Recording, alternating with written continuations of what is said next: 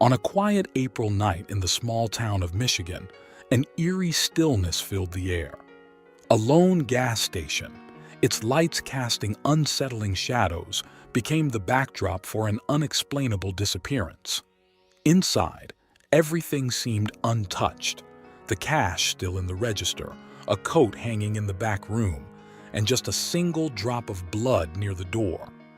Yet, the employee who had been there only moments before had vanished without a trace. As the investigation unfolded, it became evident that this wasn't just a simple missing person case, but the beginning of a dark and twisted story that would haunt the community for years to come.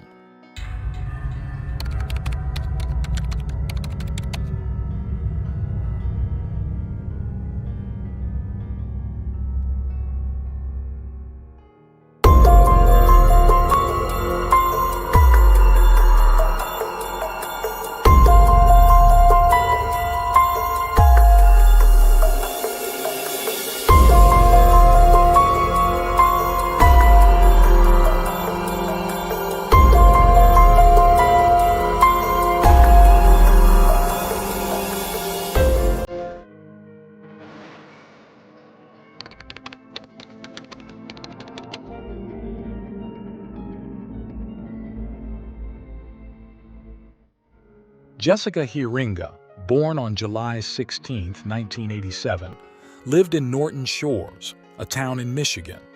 Raised in a modest family alongside her sister, Jessica became a mother at the age of 22, giving birth to a son with her longtime partner.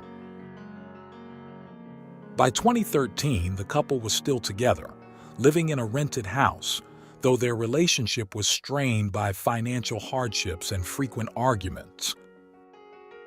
Jessica worked at a nearby Exxon gas station, situated close to Lake Michigan, where she was known for her warm and friendly demeanor as the station manager. Customers often praised her for her kindness, and despite the challenges she faced, Jessica was determined to provide a better life for her son, taking on extra shifts to make ends meet. She had dreams of studying accounting at university, but money was tight, and her boyfriend was unable to fully support their family. As a result, their plans for marriage were repeatedly postponed. On the night of April 26, 2013, Jessica was on her usual shift at the gas station. Her day had started with a quick shopping trip around 3 p.m., followed by her arrival at work around 4:35 p.m. She parked her car and began her evening shift, which was set to end at 11:30 p.m. That night, she was the only employee on duty. At 11:14 p.m., a customer dialed 911 to report something unusual. He had entered the gas station to pay for gas and cash, but found no one at the counter. He told the dispatcher, "I'm not sure what's going on, but there's no one here. The door is open, the lights are still on, but there's no one to take my payment. Only my car and another vehicle are outside. Why is no one here? It feels strange." Within 10 minutes, the police arrived at the scene.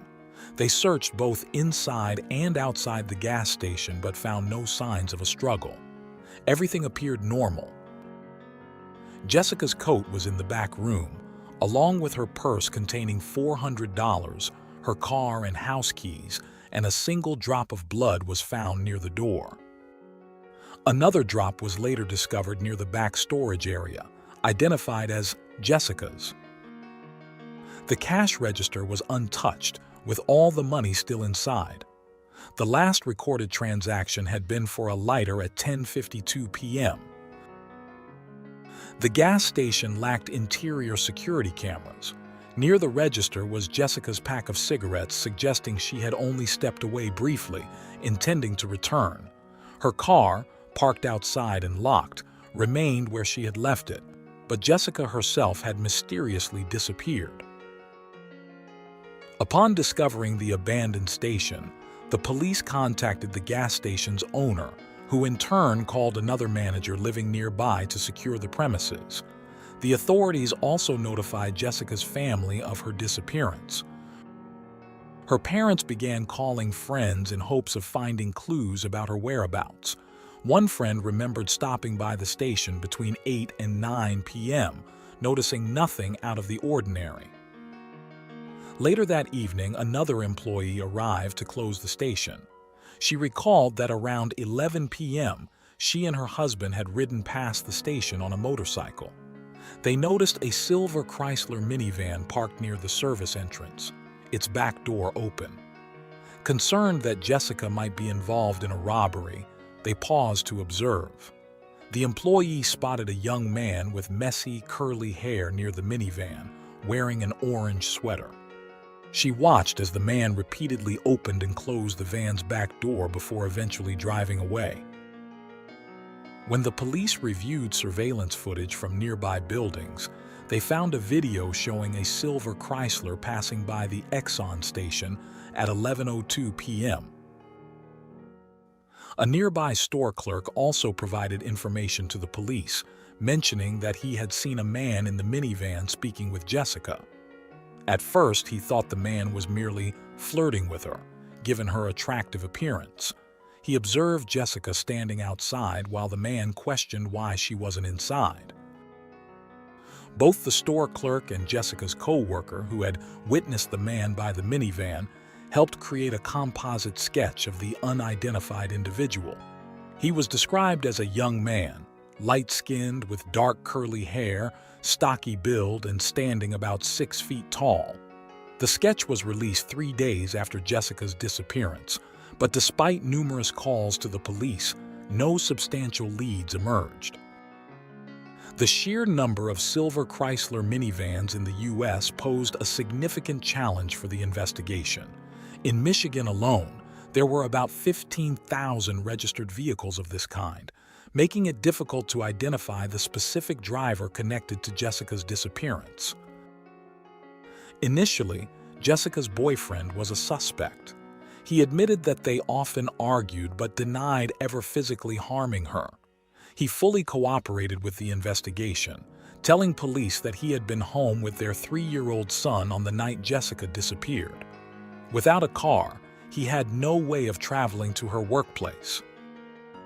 After investigators checked phone records, they confirmed that he had been at home that night, ruling him out as a suspect. The investigation revealed that Jessica had many admirers, thanks to her friendly and outgoing personality, which sometimes led to misunderstandings. One such admirer was a married 37-year-old plumber. He visited Jessica at the gas station around 9:30 p.m. on the night she disappeared, confessing his love for her and even saying he was willing to divorce his wife for her. However, Jessica rejected his advances. He left the station, called his wife, and talked with her for about 50 minutes before heading home. After a polygraph test and interviews with his wife, he was also cleared as a suspect. Next, attention turned to the brother of the Exxon station manager. He mentioned that he had visited the gas station around 9 p.m. on the day of Jessica's disappearance. During his visit, he noticed that she seemed upset. When he asked her what was wrong, Jessica confided that she was experiencing family troubles. He offered her a place to stay, but she declined. After making a purchase and spending a short time at the station, he left for a night fishing trip at Lake Michigan. Detectives reviewed his phone records for that night, which confirmed that he had left the gas station and gone fishing, leading to his removal from the suspect list. Search and rescue operations for Jessica were launched, involving helicopters, trained dogs, and extensive searches of residential and commercial properties, woods, and Lake Michigan. Despite these thorough efforts, no clues were found, and the case hit a dead end. Nearly a year later, in February 2014, a similar incident occurred in Michigan. A petite, blonde woman with glasses was attacked by a man as she returned home late at night. She was kidnapped, taken to her apartment, and assaulted. Though her life was threatened, the attacker eventually released her after several hours. The perpetrator, identified as a 42-year-old man, was quickly tracked down but resisted arrest by brandishing a fake gun at the police, leading to his fatal shooting. He had a criminal history, including a kidnapping conviction in 2004 and an arrest in 2011 for indecent exposure. Notably, in 2014, he lived in a dormitory across from the Exxon gas station where Jessica worked. However, investigators found no evidence linking him to Jessica's disappearance. 2 years later, in 2016, another incident involving a young woman unfolded. After leaving a friend's party, she became disoriented on a dark street. A man in a silver minivan approached, asking if she was okay and offering her a ride, which she declined. However, when she asked to use his phone, he agreed, but only if she got into the van.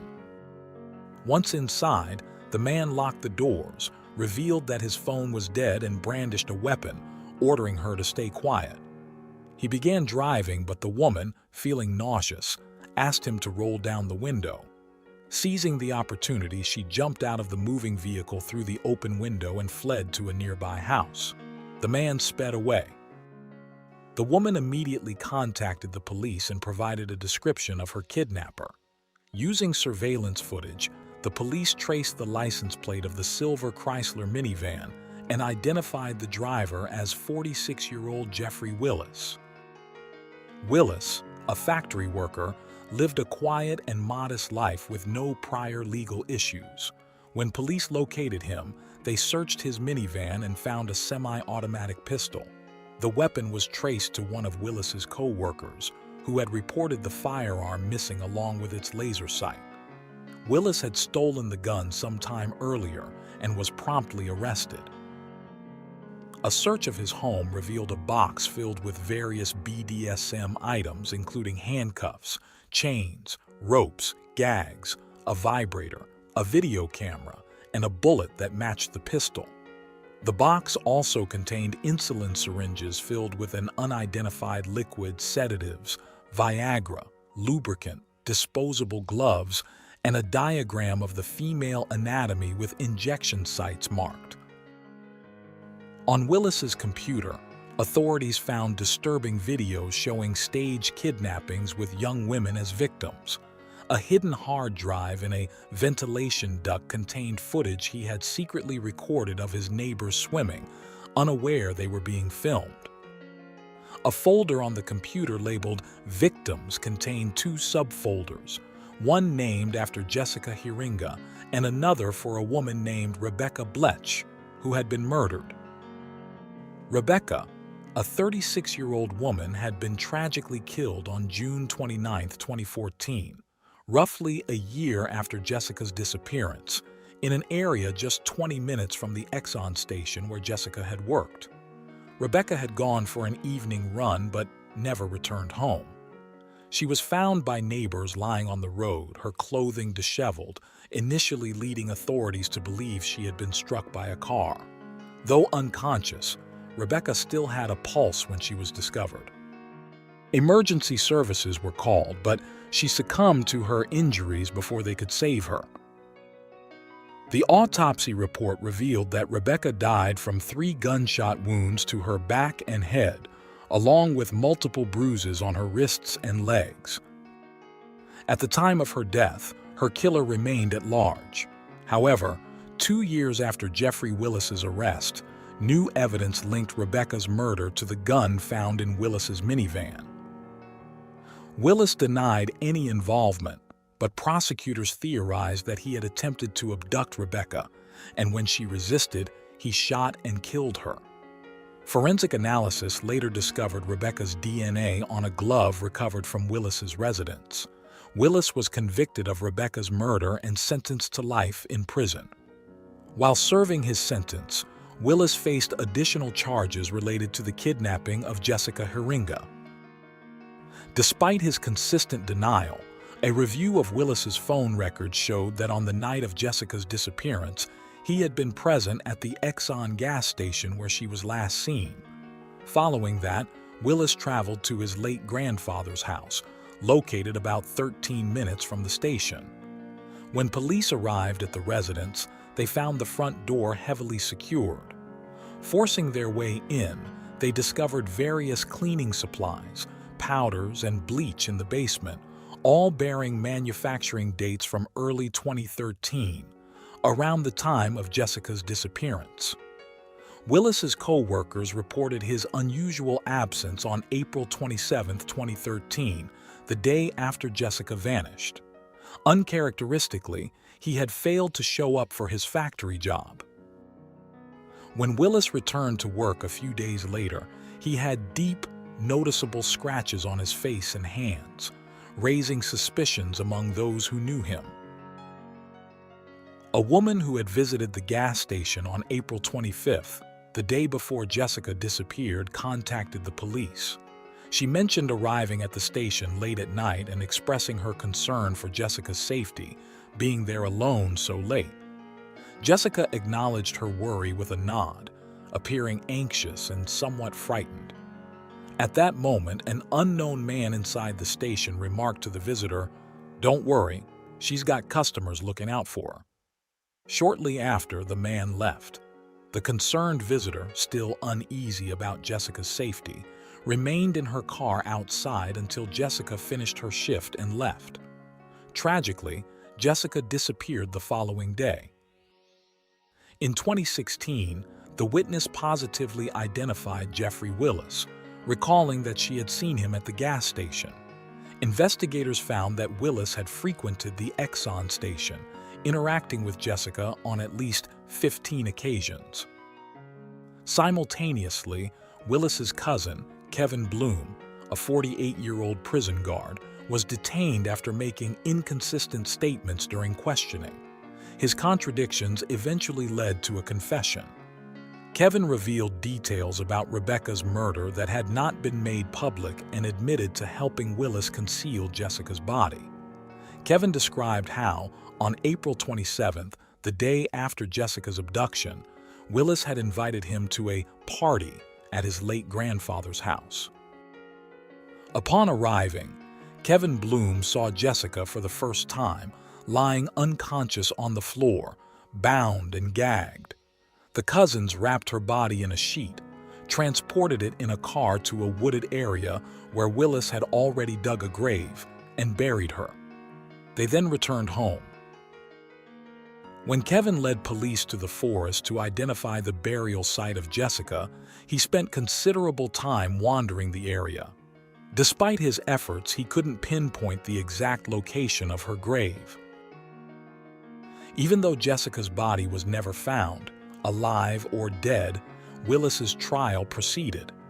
The prosecution presented substantial evidence to charge Willis with her kidnapping and murder, relying on the theory that Willis had been stalking Jessica for some time. On the night of April 26, 2013, he allegedly parked his vehicle near the service entrance of the gas station, entered the premises, and struck Jessica on the head with his gun. During the assault, the gun's laser sight cover fell off, and Jass's blood was left on the floor. Willis then dragged Jessica out through the service exit, placed her in the back seat of his car, and transported her to his late grandfather's house, where the most horrific acts took place. A forensic analysis of Willis's computers revealed that he had saved photos and news articles about the search for Jessica, tracking the progress of the investigation.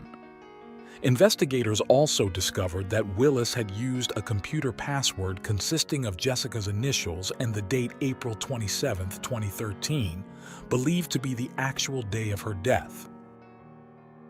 Willis maintained his innocence, insisting he was at home on the night of Jessica's abduction. His defense team argued that the prosecution lacked direct evidence linking him to the crime, noting that no DNA belonging to Jessica was found in Willis's home or vehicle. As part of their strategy, Willis's defense pointed out that Jessica had developed a severe substance abuse problem before her disappearance, suggesting that her abduction could have been related to illegal drug activity. Despite these claims, Jeffrey Willis was convicted of the murder of Jessica Heringa and sentenced to life without the possibility of parole. Throughout the trial, he showed no remorse or empathy. Kevin Bloom was found guilty of assisting in the disposal of Jessica's body. He was sentenced to 2 years in prison and 5 years of probation, and his employment within the prison system was terminated. A few years after his conviction, Willis became a suspect in another cold case. On October 17, 1996, in Fruitport, Michigan, Angela Marie Thornburg, a young woman, was found murdered, and her killer was never caught. Willis, who graduated from the same high school as Angela in 1988, was linked to her 1996 murder. At the time, Willis, then 28, was working as a janitor at his former school. Concerns arose when the school's principal noticed how much time Willis spent in the computer lab. Although the results of this investigation were never disclosed, Willis was immediately asked to resign from his position. As the investigation into Angela's murder continues, many details remain shrouded in secrecy. More than a decade after Jessica's disappearance, her remains have yet to be discovered. Following this tragedy, a custody battle ensued over Jessica's son between her sister and Jessica's partner.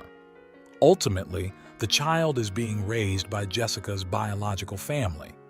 Additionally, Jessica's parents played a key role in advocating for legislative changes, which resulted in the passage of a law requiring night shift gas stations to install surveillance cameras to prevent similar incidents from happening in the future.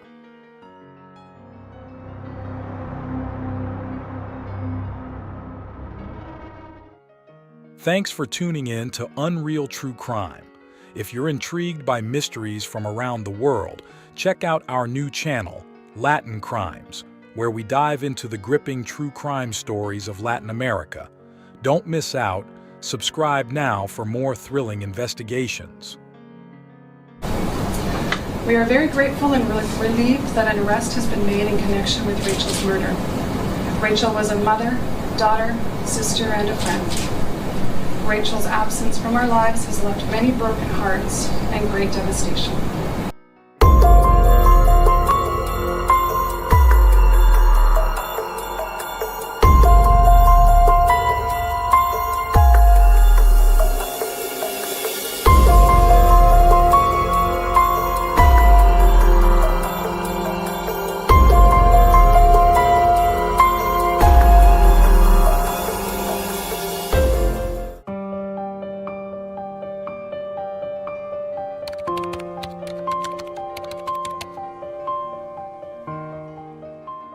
Rachel Pernosky was born on June 15, 1994, in Mission, British Columbia, Canada. Details about her early life are scarce, but it's known that she grew up surrounded by the love of her mother and sister. Those who knew Rachel as a child with beautiful green eyes often commented on her infectious laughter, which could brighten anyone's day.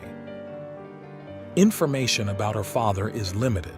It's only known that he was far from exemplary, had multiple relationships, and fathered several children with different women. Rachel was always friendly and well-liked. At one point in her life, she maintained a close relationship with her half-brother on her father's side, Matthew Pernosky, who was nearly 10 years older than her. Matthew was born in 1985 when his mother was only 18. His parents separated when he was young, and at 2 years old, he was sent to live with his father and stepmother. When he was 11, he returned to his mother's home, apparently due to conflicts with his stepmother. Matthew claimed that his stepmother physically abused him, hitting him with spoons while his father did nothing to protect him. Feeling unprotected, Matthew eventually moved back with his mother, resulting in almost no further contact with his father. As time went on, Matthew found it increasingly difficult to connect with people. He left his mother's home and moved in with his grandparents, who later divorced.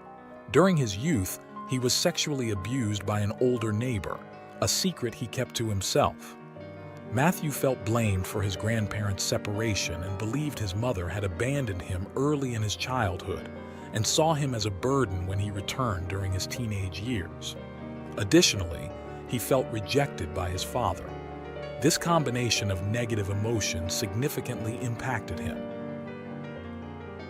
After many years of not communicating with his father, Matthew attempted to reconnect by providing his contact information, but he never heard back. During this period, he maintained a relationship with his stepbrother and lived with him at their grandfather's house for a while after both had left their father's home. However, this arrangement didn't last long, as they were both eventually kicked out of their grandfather's house. Amidst these complex situations, Matthew did not finish high school. However, he managed to attend a diploma program at a university and obtained a securities license. In his early 20s, Matthew's father separated from the stepmother who had abused him during his childhood. Matthew hoped this would improve their relationship, but it did not. In his early 20s, he struggled to overcome the pain and anger from the rejection he experienced from his grandfather and mother, who insisted he needed psychological help, believing his perspective was distorted.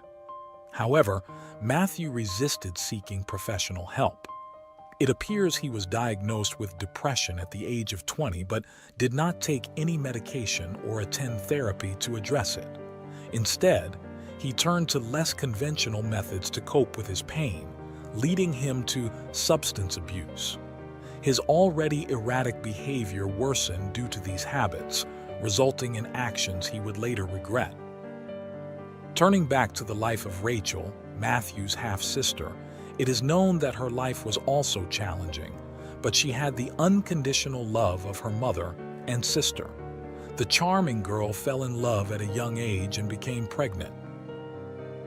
She and the baby's father welcomed the child, named Marco, as a blessing, though they did not live together. At 18, Rachel was going through a difficult time, living in a basement suite in Mission and being unemployed. Marco, who was a year old at that time, lived with his father and paternal grandmother since Rachel couldn't provide the quality of life he deserved. However, she remained a loving mother who kept in close contact and visited her son on Fridays and Sundays. In mid-March 2013, Rachel had planned to go shopping with a friend. When Rachel failed to show up, her friend became worried and contacted Brittany, Rachel's sister. Brittany immediately went to the basement apartment Rachel occupied to check on her. Upon arrival, she found no signs of forced entry, but two things were unusual. Rachel's cell phone was left at home, and music was playing. It was out of character for the young mother to leave without her phone or to leave the radio on. The family informed the police about her disappearance, stating that the teenage mother was last seen on March 16, 2013, at her home in Mission. Shortly before her disappearance, Rachel had been active on various social media accounts, posting photos on Instagram and tweeting about incidents in her hometown. She had no history of running away, prompting the police to categorize her disappearance as concerning. Rachel's neighbor recalled seeing her wearing jeans with sparkly decorations on the back pockets and a purple sweater. Rachel was at her house in Mission, smoking and drinking with a man in a baseball cap around midnight on Saturday. The neighbor, who was also outside smoking a cigarette with her husband, didn't notice anything unusual or felt the need to call the police, as it seemed like Rachel was just having a friendly conversation. By 1 a.m., the neighbor looked outside again and saw that the pair had left. The following Sunday, volunteers cleaning up the northeast corner of the highway informed the police they had found clothing matching the description of what Rachel was last seen wearing. However, police investigations determined that the clothing found was not related to Rachel's case. The family was desperate due to her unusual absence. Unfortunately, after days of exhaustive searching by family, friends, and police, Rachel's body was discovered on Tuesday night.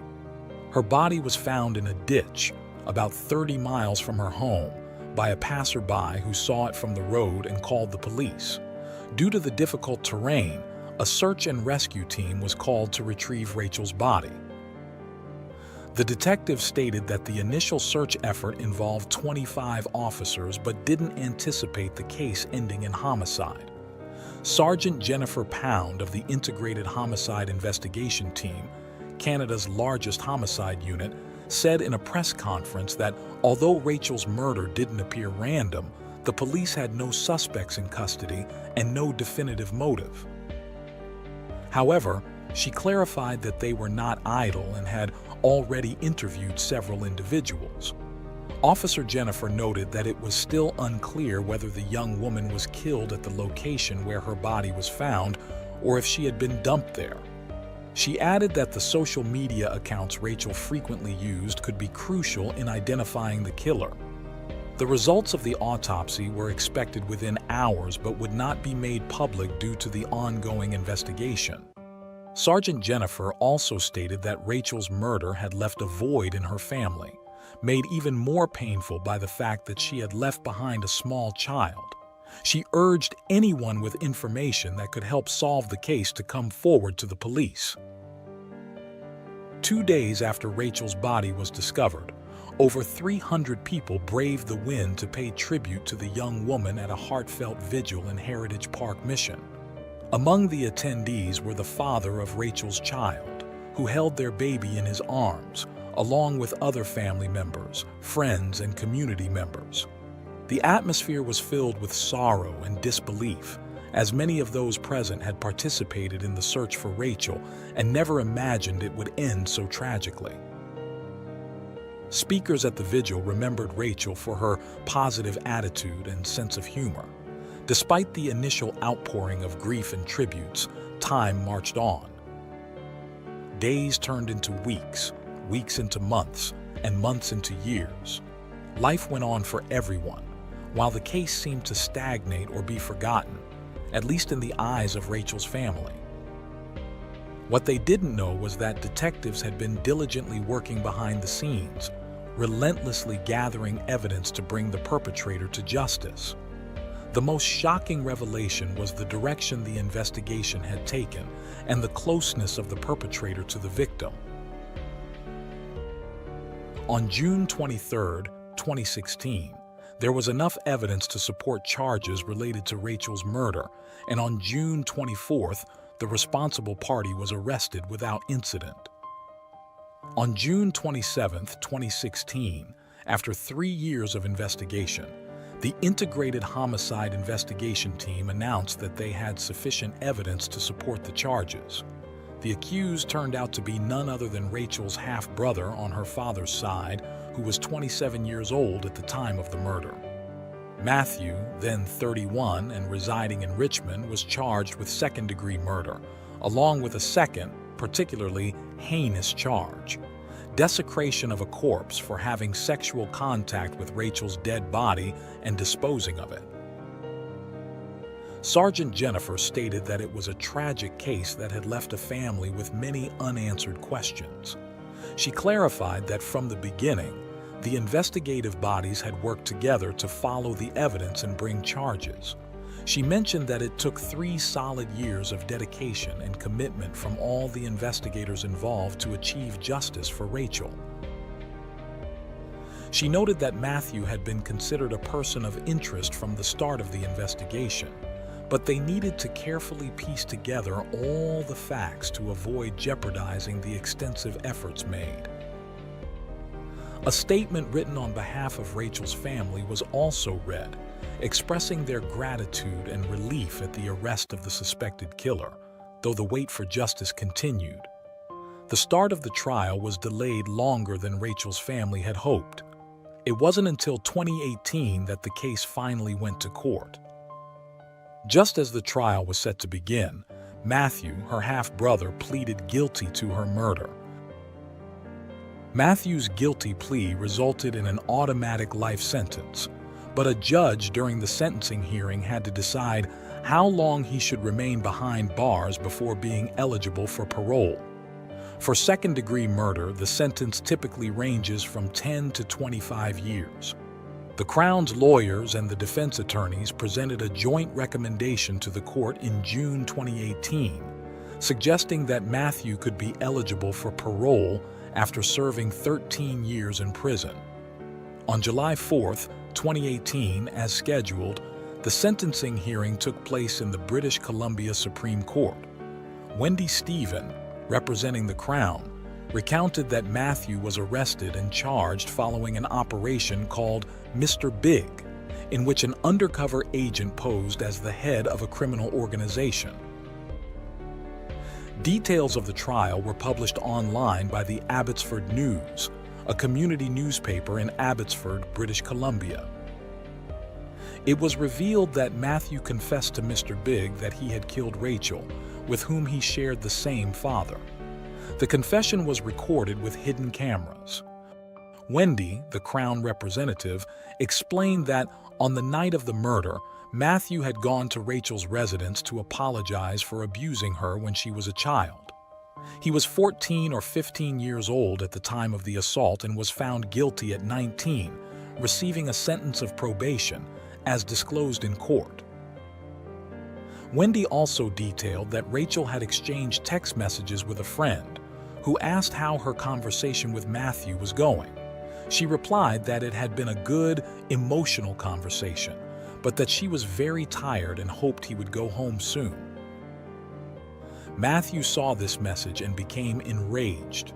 The prosecutor continued, highlighting that Matthew confessed in 2016 to the undercover officer that Rachel's text message made it seem like she was the victim, while he felt he had suffered through the accusations and judicial process.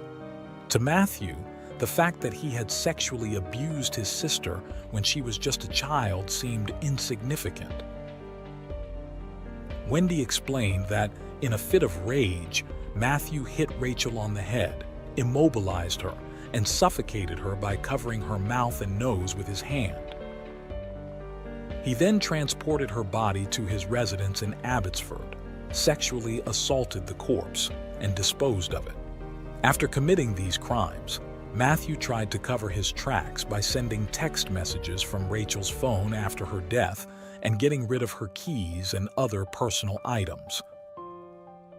When it was the defense's turn, the defense attorney argued that the murder had been a traumatic event in Matthew's life, leading to panic attacks, sleepless nights, flashbacks, and nightmares, requiring treatment for depression, anxiety, and post-traumatic stress disorder, which he was receiving in prison. He claimed that Matthew had an unstable childhood, shuffling between parents and grandparents, which generated a lot of unresolved anger and frustration. However, she stated that he could improve as he was participating in prison programs that helped him understand his issues. The courtroom was filled with Rachel's family and friends who had to listen to the horrific details recounted by the prosecutor about Rachel's suffering and the defense's argument portraying Matthew as a victim. Wendy then read the victim impact statements aloud, representing Rachel's sister, mother, and the father of her child, detailing the devastating emotional toll her death had taken on the family. On July 4, 2018, the judge agreed with the joint sentencing recommendation made by the Crown and defense attorneys during the June hearing. He stated before the British Columbia Supreme Court that he believed 13 years was an appropriate time for Matthew to become eligible for parole, based on sentences in similar cases. He emphasized that Matthew would still serve a life sentence, even if granted parole, as he would always be subject to certain conditions. He added that parole was never guaranteed and could be revoked. He described Matthew's actions as repulsive. After the court session, Rachel's sister expressed that her family felt relieved but mostly exhausted by the entire experience. She added that the family was not surprised by Matthew's guilty plea, as they had always suspected him, despite lacking evidence.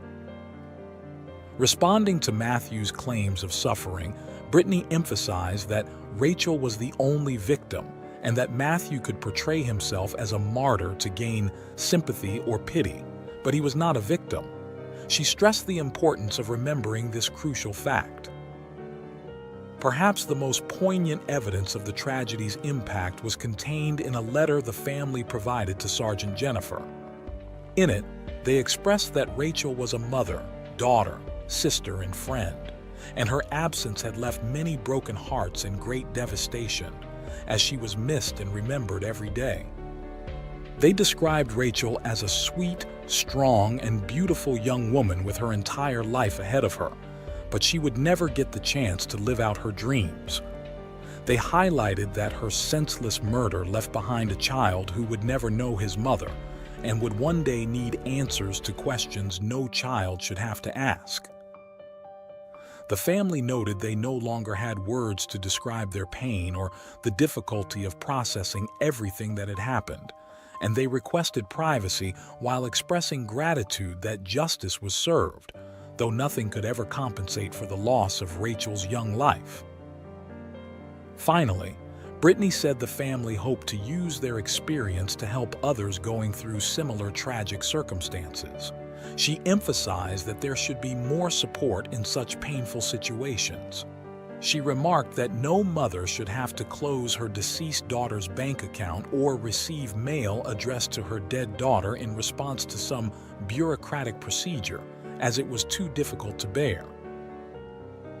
Brittany suggested that it would be very helpful to have someone designated to handle tasks such as making phone calls to various government agencies so that families wouldn't have to repeatedly explain that their loved one had passed away. She announced that, holding on to hope, the family was trying to focus on raising Marco, Rachel's son, who was 6 years old at the time of the sentencing and was as good and smart as his mother.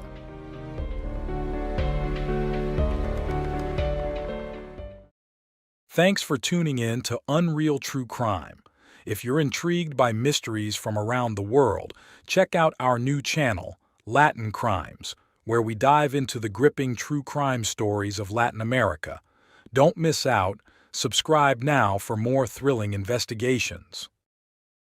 A young girl vanishes from a close-knit community. Where is 8-year-old Sandra Cantu? Parents are in a state of panic as the police search for the missing girl. Ahorita los niños no salen a jugar. Even today, we don't let our children play out in the front yard, only in the backyard. We're all searching frantically for 8-year-old Sandra Cantu.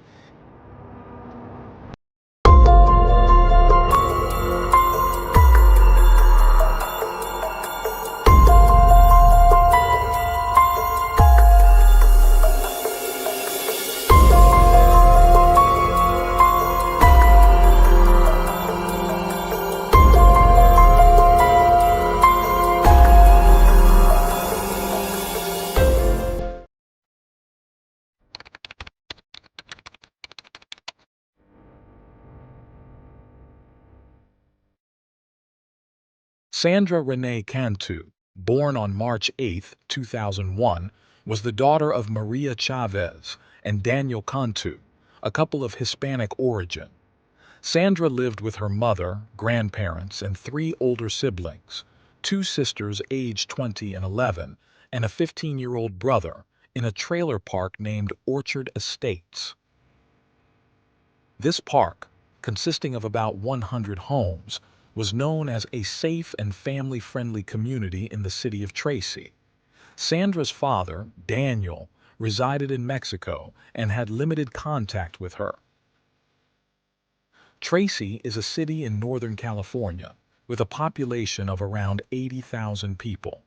It is considered a suburb of the San Francisco Bay Area, with roughly 70% of its workforce employed in Silicon Valley, home to many emerging and global technology companies.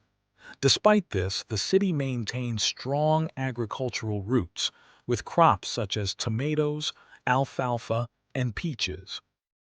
In the 1970s, Tracy had only 15,000 residents, but it grew in popularity and population as the Bay Area expanded. Sandra's family settled in this growing city. Sandra, a second grader at Melville Jacobson Elementary School, had long, light brown hair with golden highlights from spending a lot of time in the sun. She was a sweet, innocent, bright, and amiable child who loved visiting neighborhood friends, doing cartwheels, and reading children's books.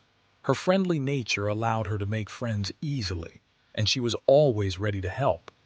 Her favorite character was Hannah Montana.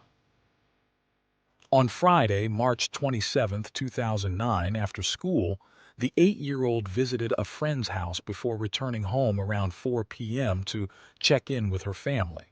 She then went out again, saying she was going to play at another friend's house. It was common for neighborhood kids to play at each other's homes and in the open spaces of the park, which included a basketball court and a pool. However, that evening was unusual because Sandra did not return home as expected, which was highly unusual for her. She always knew to check in with her mother by dinner time. The family grew increasingly anxious when they discovered that the friend Sandra mentioned was not home that afternoon. Sandra had never left the trailer park area before. At 7:53 p.m., the family, now very worried, called 911 to report Sandra missing. The police began their search at Sandra's home and expanded throughout the neighborhood. They collected footage from a surveillance camera near the family's residence, which showed Sandra crossing the street in front of her house. This video was broadcasted on national news channels to aid in the search. The police conducted a thorough search of the mobile home park and interviewed all residents but found no leads. The FBI joined the search over the weekend of March 28th and 29. Police dogs, rescue teams, all-terrain vehicles, and a California Highway Patrol helicopter were all involved in the intense search effort. More than 250 people from 13 different agencies participated. Divers searched a nearby lake, but found nothing. Officers went door to door in the park, questioning every resident and inspecting all vehicles. The search continued without pause. The authorities even offered a $22,000 reward for information about the case, but no traces of Sandra were found. The first suspect was a local man named Frank, who had been seen kissing Sandra on the lips 2 years earlier at the local pool when she was 6. Frank, about 60 years old, had been spotted by Sandra's grandmother in 2007, brushing her hair away and kissing her on the lips. The family had reported this incident at the time. With Sandra's disappearance, Frank was questioned by investigators. He claimed he had nothing to do with the incident and had kissed her only to be nice. The police seized some of his CDs as part of the investigation. Detectives also interviewed Sandra's father, Daniel Cantu, but he lived in Mexico and had minimal contact with his daughter, having not seen her for over a year. The tragic discovery came 10 days after Sandra's disappearance, on April 6, 2009. Agricultural workers draining a reservoir a few miles from the neighborhood, a task they perform twice a year, made a shocking find. At the bottom of the reservoir, measuring about 150 meters long and 30 meters wide, they found a suitcase. Inside was Sandra's body, curled in a fetal position. She was wearing the same clothes she had on when she went missing. A Hello Kitty t-shirt gifted by a neighbor for her birthday and black leggings. The horrifying crime stunned the residents of Tracy, leaving Sandra's family devastated. For days, dozens of people left flowers, posters, candles, and stuffed animals in her memory. An autopsy revealed that Sandra had been beaten and sexually assaulted with a foreign object before being asphyxiated. Toxicology reports showed she had ingested a powerful sedative. The suitcase was identified as belonging to Melissa Huckabee. FBI experts developed a preliminary profile of the suspect, believing it to be a white male between 25 and 40 years old, with a criminal history involving sexual assault or child pornography, who kidnapped for sexual purposes and then killed. They initially focused on all the men in the trailer park, but later turned their attention to a completely different suspect when they identified the suitcase's owner. Playing in the enemy's house, Melissa Huckabee was born on February 23, 1981, in Orange County, California. She was the eldest of 9 grandchildren. At 28 years old, Melissa was a volunteer Sunday school teacher at the Tracy Baptist Church, where her grandfather served as pastor. She grew up in Southern California and lived between Tracy and Orange County after high school. As an adult, she faced difficult times and struggled to find and keep a stable job. In 2002, Melissa Huckabee filed a restraining order against an ex-boyfriend, accusing him of harassment, death threats, and assaulting her grandfather. That chapter soon ended, and in August 2003, while 5 months pregnant, she married her then-boyfriend Johnny Huckabee. That same year, Melissa declared bankruptcy with debts totaling $26,300, including thousands of dollars in medical bills and credit card expenses. Her struggles continued as her marriage did not work out. They separated in August 2004 and their divorce was finalized in September 2005. Divorce documents revealed that Melissa accused Johnny of kidnapping their daughter and domestic violence, charges which Johnny vehemently denied. Despite this, Melissa gained full custody of their daughter, Madison. Melissa, always a loving mother with a strong religious upbringing, lived in Southern California, where she worked as an event planner and studied criminology at a community technical institute. She loved crime dramas, especially the popular series Law and Order. Despite her efforts, Melissa led a solitary life and had a history of mental health issues, including severe conditions such as borderline personality disorder, bipolar disorder, and schizophrenia. According to her family, she struggled to raise her daughter alone and sometimes experienced episodes of depression. Additionally, she had a history of self-harm, cutting her ankles to balance her mind. She was prescribed several potent medications, including benzodiazepines, amphetamines, and an antidepressant. Melissa also took furosemide, a diuretic used for heart problems and hypertension. In 2007, Melissa was considered a person of interest by police in connection with 2 fires in La Palma, California, about 300 miles from Tracy, but she was never charged. In June 2008, her grandparents asked Melissa to help them pack for a move to Tracy, changing her plans. She had lived in Tracy years earlier and decided to settle there again with Madison, moving into her grandparents' trailer. Sandra Cantu lived in the same neighborhood, just 5 houses away. In January 2009, a 7-year-old girl went missing for several hours in the trailer park, prompting a police report and an intense search that lasted several hours.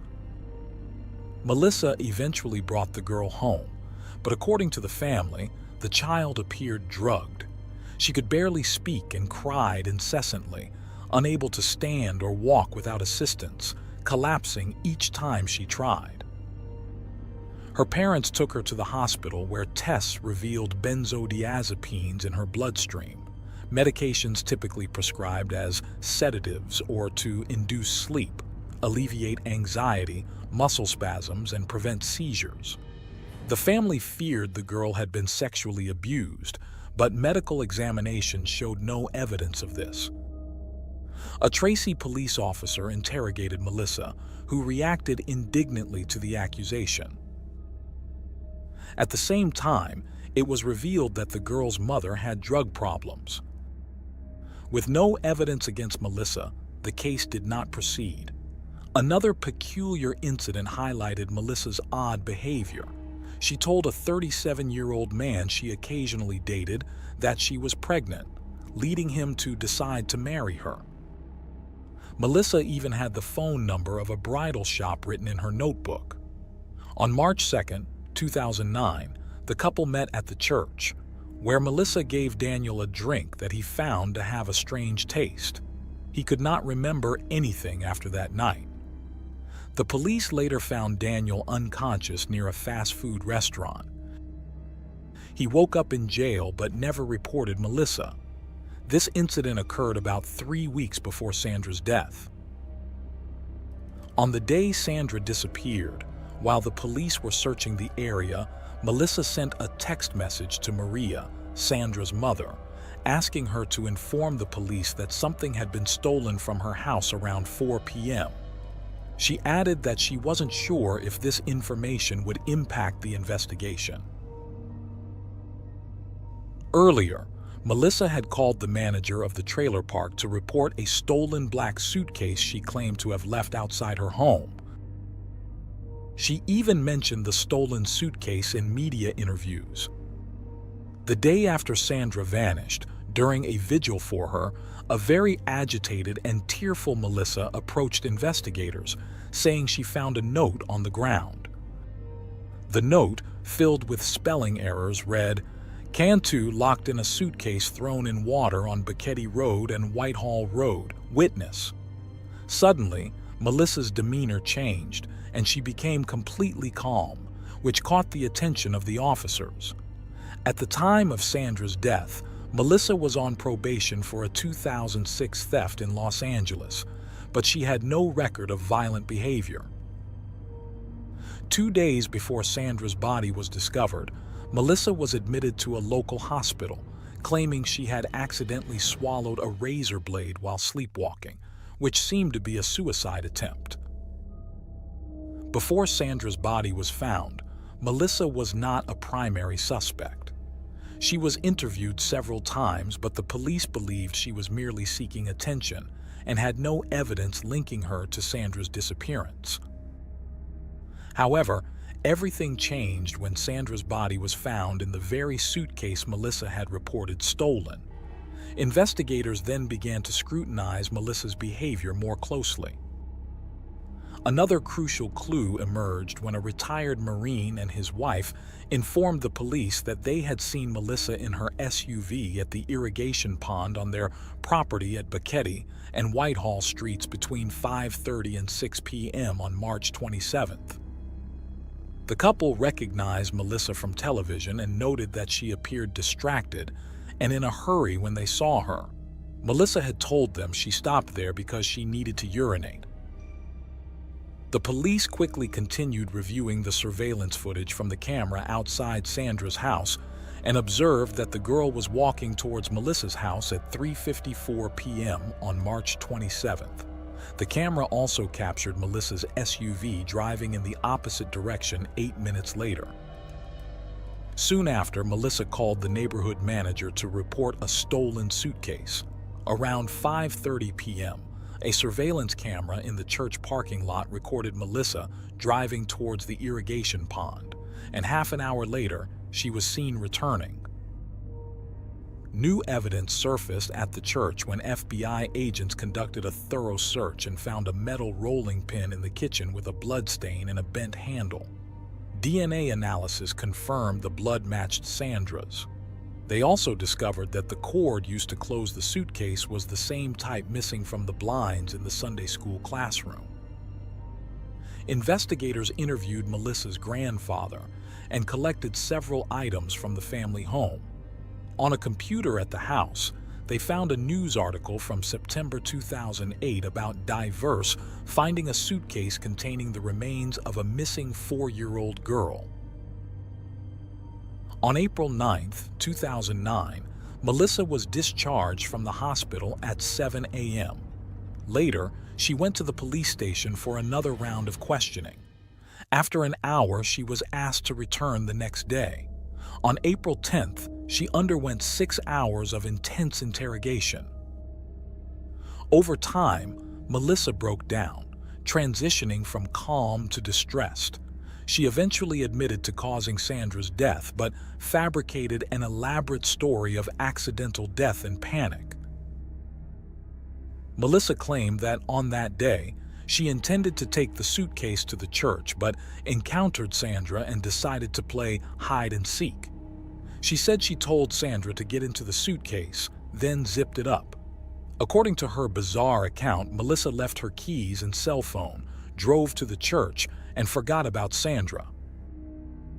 When she returned and opened the suitcase, she found the girl lifeless. She claimed she tried to revive her and placed a small towel on her forehead to cool her. Panicking, Melissa said she then decided to dump the suitcase in the reservoir. The story was obviously not credible, leading to Melissa's detention in the county jail. Initially, she broke down in tears but soon regained her composure. 4 days after her arrest, Melissa was charged with murder with special circumstances of rape with a foreign object, lewd acts with a minor, and murder during a kidnapping. According to the prosecutor's charges, Sandra's death was premeditated and malicious following sexual abuse. The police believed Sandra was heading to Melissa's house to play, as seen in the surveillance footage, and was killed shortly after arriving. However, the police could not establish a motive for the crime. The community was shocked by the news. It was hard to believe that a local resident, a mother whose child played with other neighborhood kids, could commit such a brutal act. Melissa even received death threats, prompting heightened security measures during her court appearances. The trial was marked by shock and disbelief. Melissa appeared in court for the reading of the charges, wearing a red prison jumpsuit and shackles. She had marks on her forehead, apparently self-inflicted, and she cried and trembled as the judge listed the charges.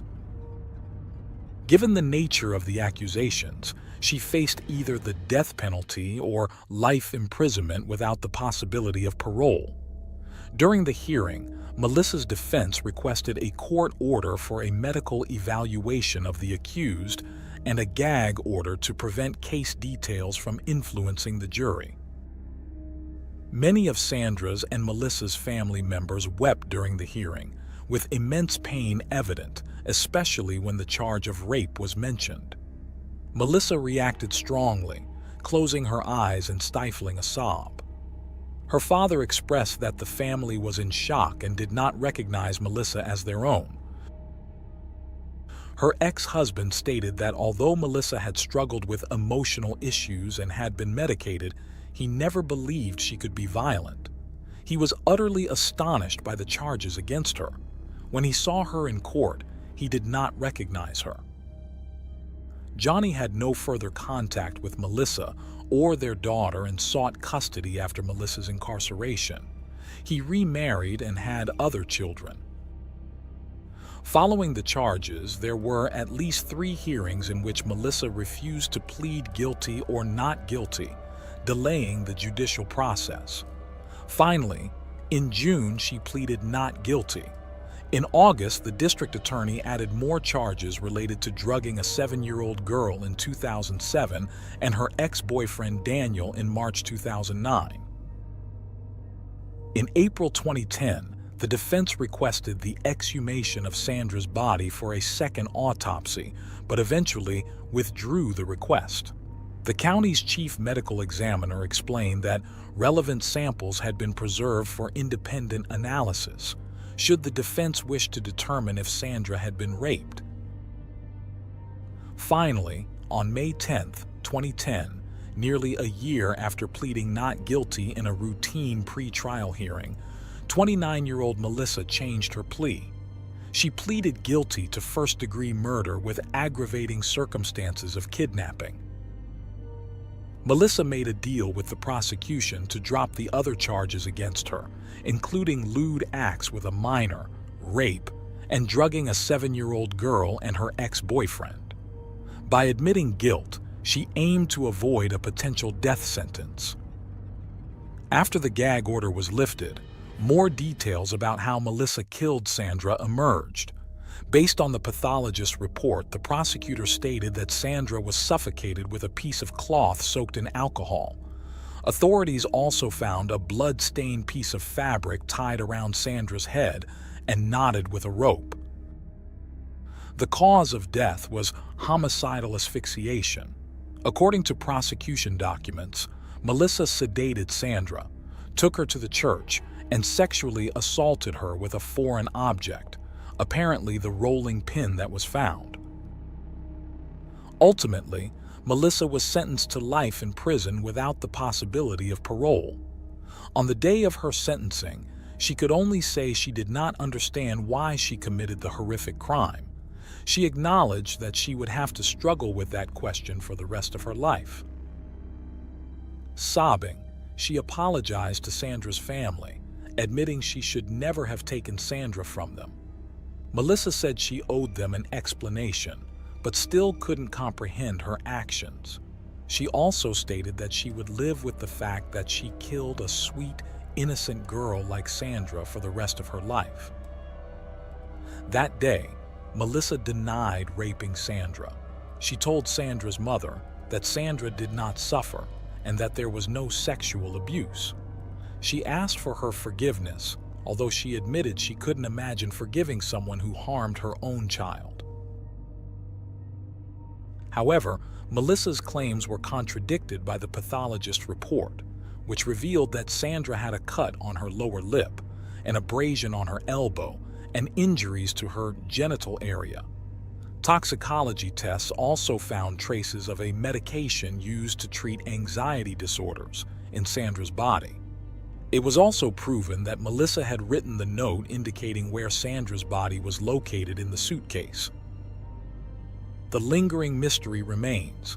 Why did she do it? Melissa's history of mental disorders seems key. She was diagnosed with borderline personality disorder, which affects how people feel about themselves and others, causing significant problems in everyday life. Those with the disorder often experience intense fear, impulsivity, and frequent mood swings. The prosecutor in the case speculated that Melissa killed Sandra simply to gain attention. The prosecutor suspected that Madison might also have been a victim of her mother. Madison had a history of frequent illnesses requiring hospital care. Moreover, Melissa had a record of self-harm and setting fires, and had verbally or psychologically attacked others to draw attention. According to the prosecution, after the murder, she achieved her goal of being the center of attention. Another theory suggested that jealousy was the motive, as Sandra was loved by everyone, whereas Madison, who meant everything to Melissa, did not garner the same admiration. These, however, are speculations. Investigators are certain it was a premeditated crime, and they believe Melissa had been practicing by drugging the other 7-year-old girl and her ex-boyfriend before ultimately killing Sandra. Melissa's case is notable not only for its cruelty, but also because it is rare for women to commit such crimes. Only between 5% and 15% of sexual predators are women. Furthermore, they rarely commit sexual offenses against children, and when they do, they are generally accomplices rather than perpetrators.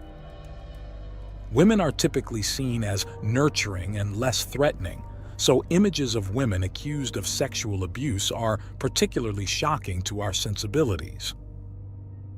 According to the United States Department of Justice, approximately 1 in 10 homicides is committed by women. When women kill, it is more likely that their victims are close to them, such as their children, boyfriends, or spouses. The traditional role of women is to care, not to kill, and when a woman commits murder, it is more often in self-defense or due to some form of mental illness. Sandra's case defied all these paradigms, and Melissa's motivation for ending the child's life remains a mystery.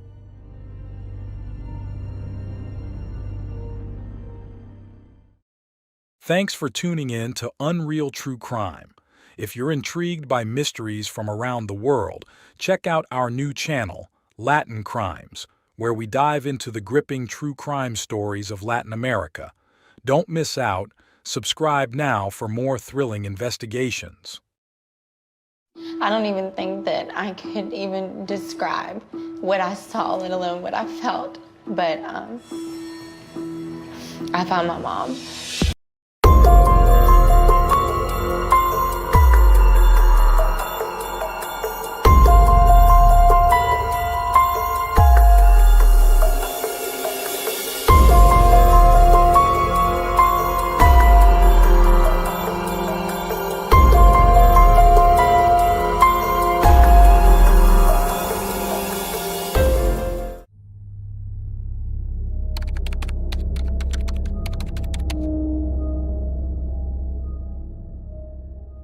Jennifer Jackson was born on November 10, 1965, in Tennessee, USA. While details about her parents remain unknown, it is known that she had two sisters, Cindy and Grace, and a half-brother named Eric. Information about her life started becoming available around 1980, and she was consistently described as a kind-hearted person. At around the age of 15, Jennifer moved to Memphis to live with her aunt and uncle. Her family was involved with the Church of the Holy Communion in Memphis, where her uncle served as a reverend. Jennifer demonstrated a strong drive for achievement and dedication to her studies from an early age. Besides her academic pursuits, she had a passion for sports, especially challenging ones, which led her to become a triathlete and excel in competitions.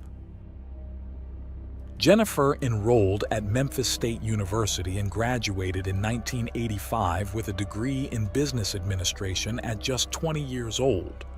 Those who knew her during this period noted that she was not only an excellent student, but also compassionate and generous.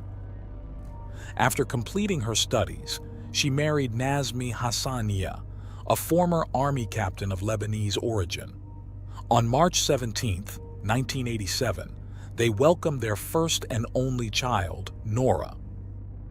However, the couple soon divorced, and Jennifer raised her daughter as a single mother. Jennifer did not let the end of her marriage discourage her. She remarried when Nora was in elementary school, but the relationship turned abusive and ended in 2001. Her brother Eric later revealed that the man had even brought a gun to the divorce negotiations.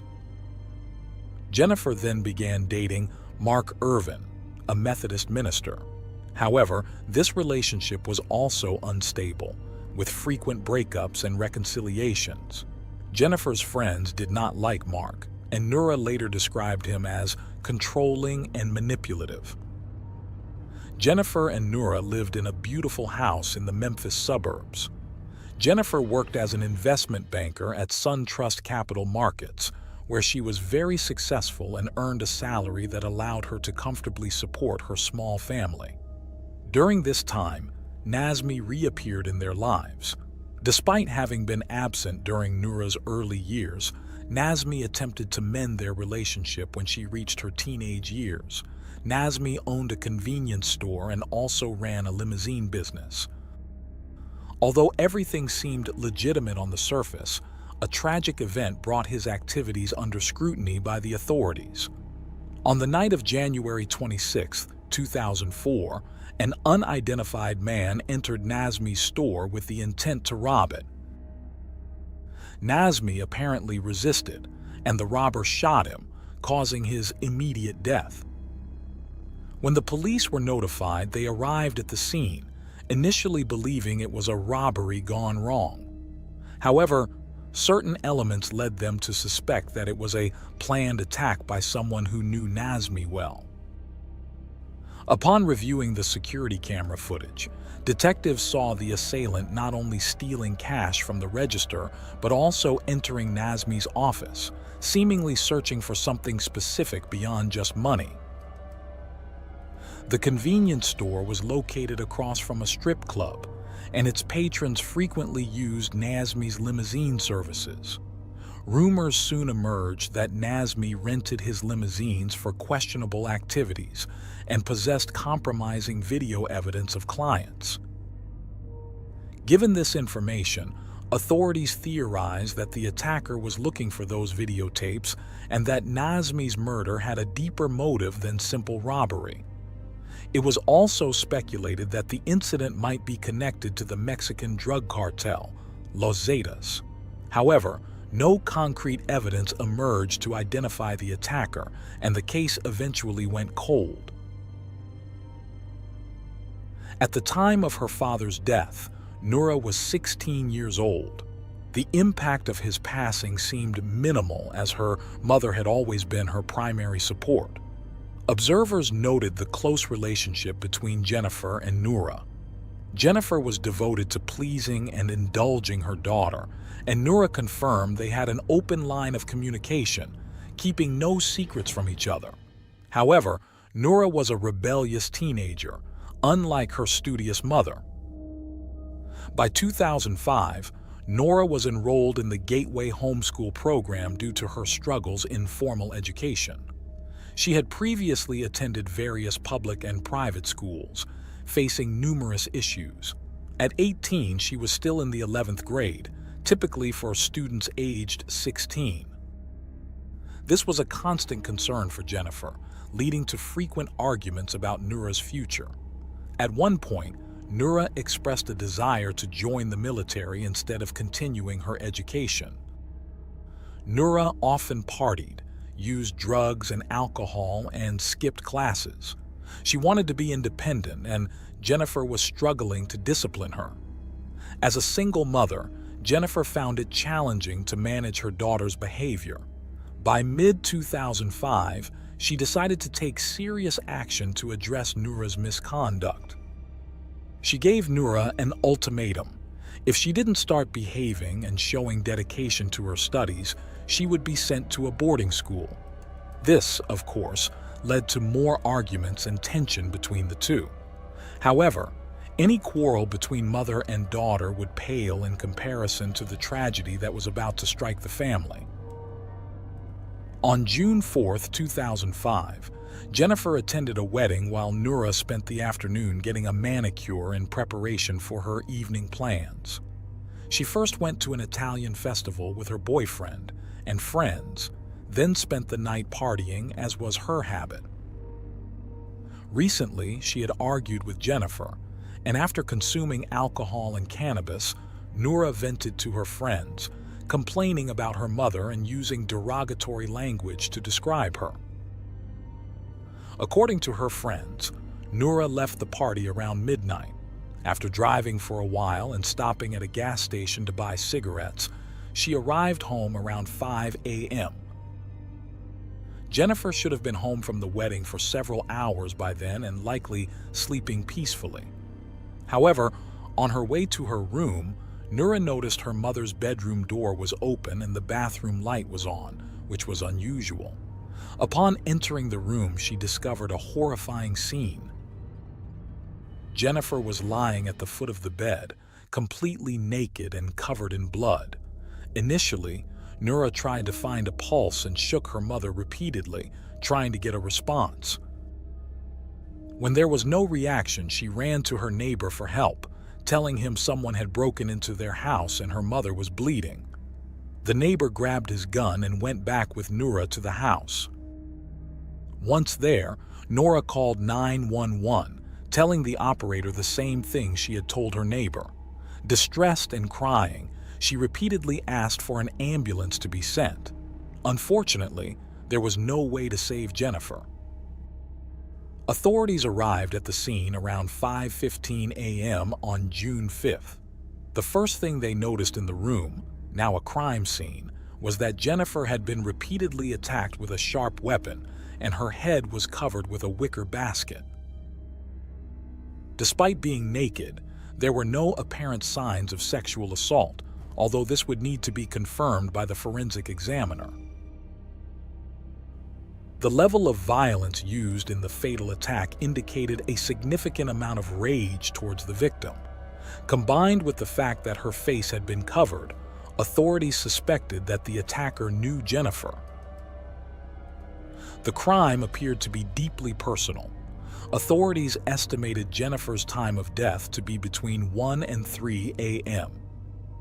The chief medical examiner of Shelby County determined that Jennifer had died from multiple stab and puncture wounds, 50 in total, distributed across her chest, abdomen, back, neck, and arms. He concluded that 2 different knives might have been used, or it could have been a single weapon with both a sharp and serrated edge. He also found defensive wounds on Jennifer's hands and a recent contusion on the left side of her head caused by a blunt object. Sexual assault was ruled out. During their search of the house, police noticed broken glass in the kitchen from a door leading to the garage. However, the glass appeared to have been broken from the inside, aligned with a lock visible only from inside the house. Additionally, the exterior doors to the garage were locked, suggesting the scene might have been staged. They canvassed the neighborhood, interviewing residents, but no one had seen an intruder that night. The first suspect was Mark, Jennifer's on and off boyfriend. The detectives discovered that Mark had called Jennifer the night of her murder. During questioning, Mark claimed he was asleep at his home in Jackson, Tennessee, 90 minutes away from Jennifer's house, at the time of the crime. Despite this alibi, his repeated follow-up calls to the police for updates on the case aroused suspicion. However, further interrogation confirmed he had no involvement in the events of June 5th. With Mark ruled out, police turned their attention to another possible suspect, Noura. In her interview with the detectives, Noura recounted her activities that night, saying she had driven around after leaving the party. What she didn't mention was that she had stopped at a nearby Walgreens to buy first aid supplies. The police discovered this after finding a bag with these items in Noura's car. She had purchased bandages, peroxide, and other items typically used to treat a cut.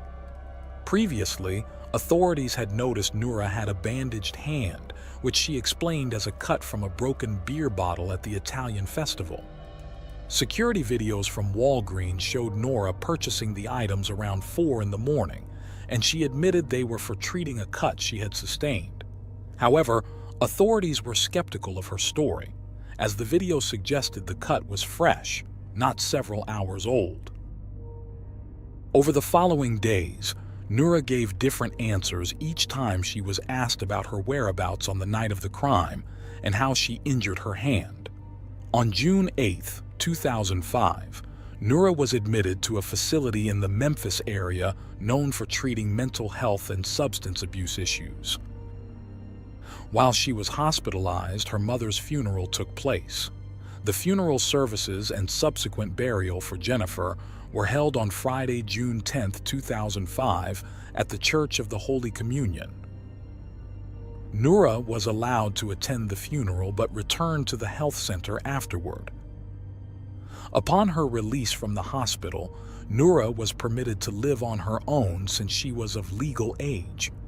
Her aunts reported tension between them and Noura regarding the money from Jennifer's life insurance. The specific issue was how much of the money would be allowed for Noura's apartment rent.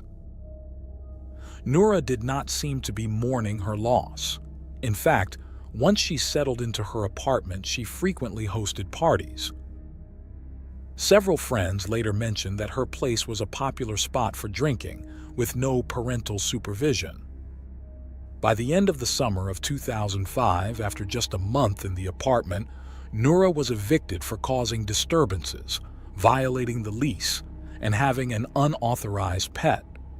While Noura continued her fast-paced life, authorities pressed on with their investigation. They initially found her attire suspicious. Known for being particular about her appearance, she was wearing a worn gray long-sleeved shirt on the night of the murder. This was unusual given that summer was approaching, and it was quite warm in Memphis. Noura later claimed she simply dressed that way, even wearing long sleeves to the beach.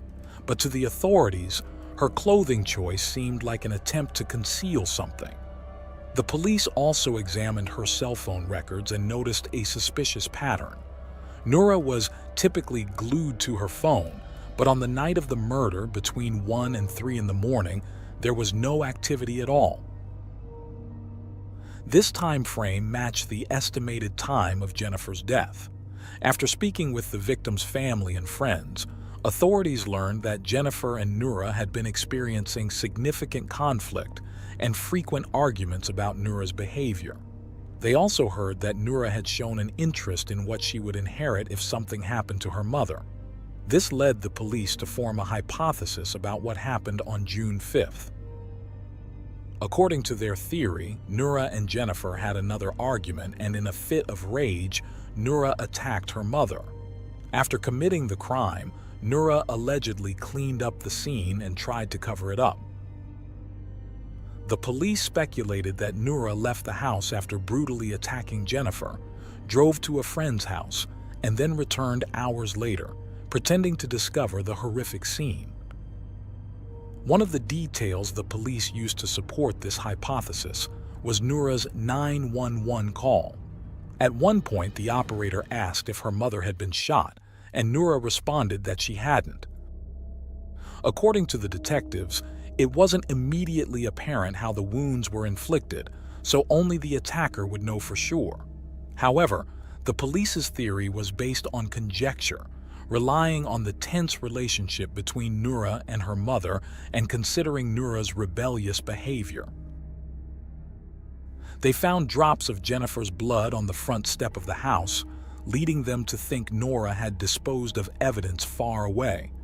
But they never found the murder weapon or the bloody clothes Noura would have worn if she had committed the crime. They also didn't find any of Noura's or Jennifer's blood in Noura's car. Upon examining all the evidence, they discovered some hair strands in Jennifer's hand. A preliminary examination suggested it could be Jennifer's own hair. A more detailed analysis to confirm the hair's origin was never conducted.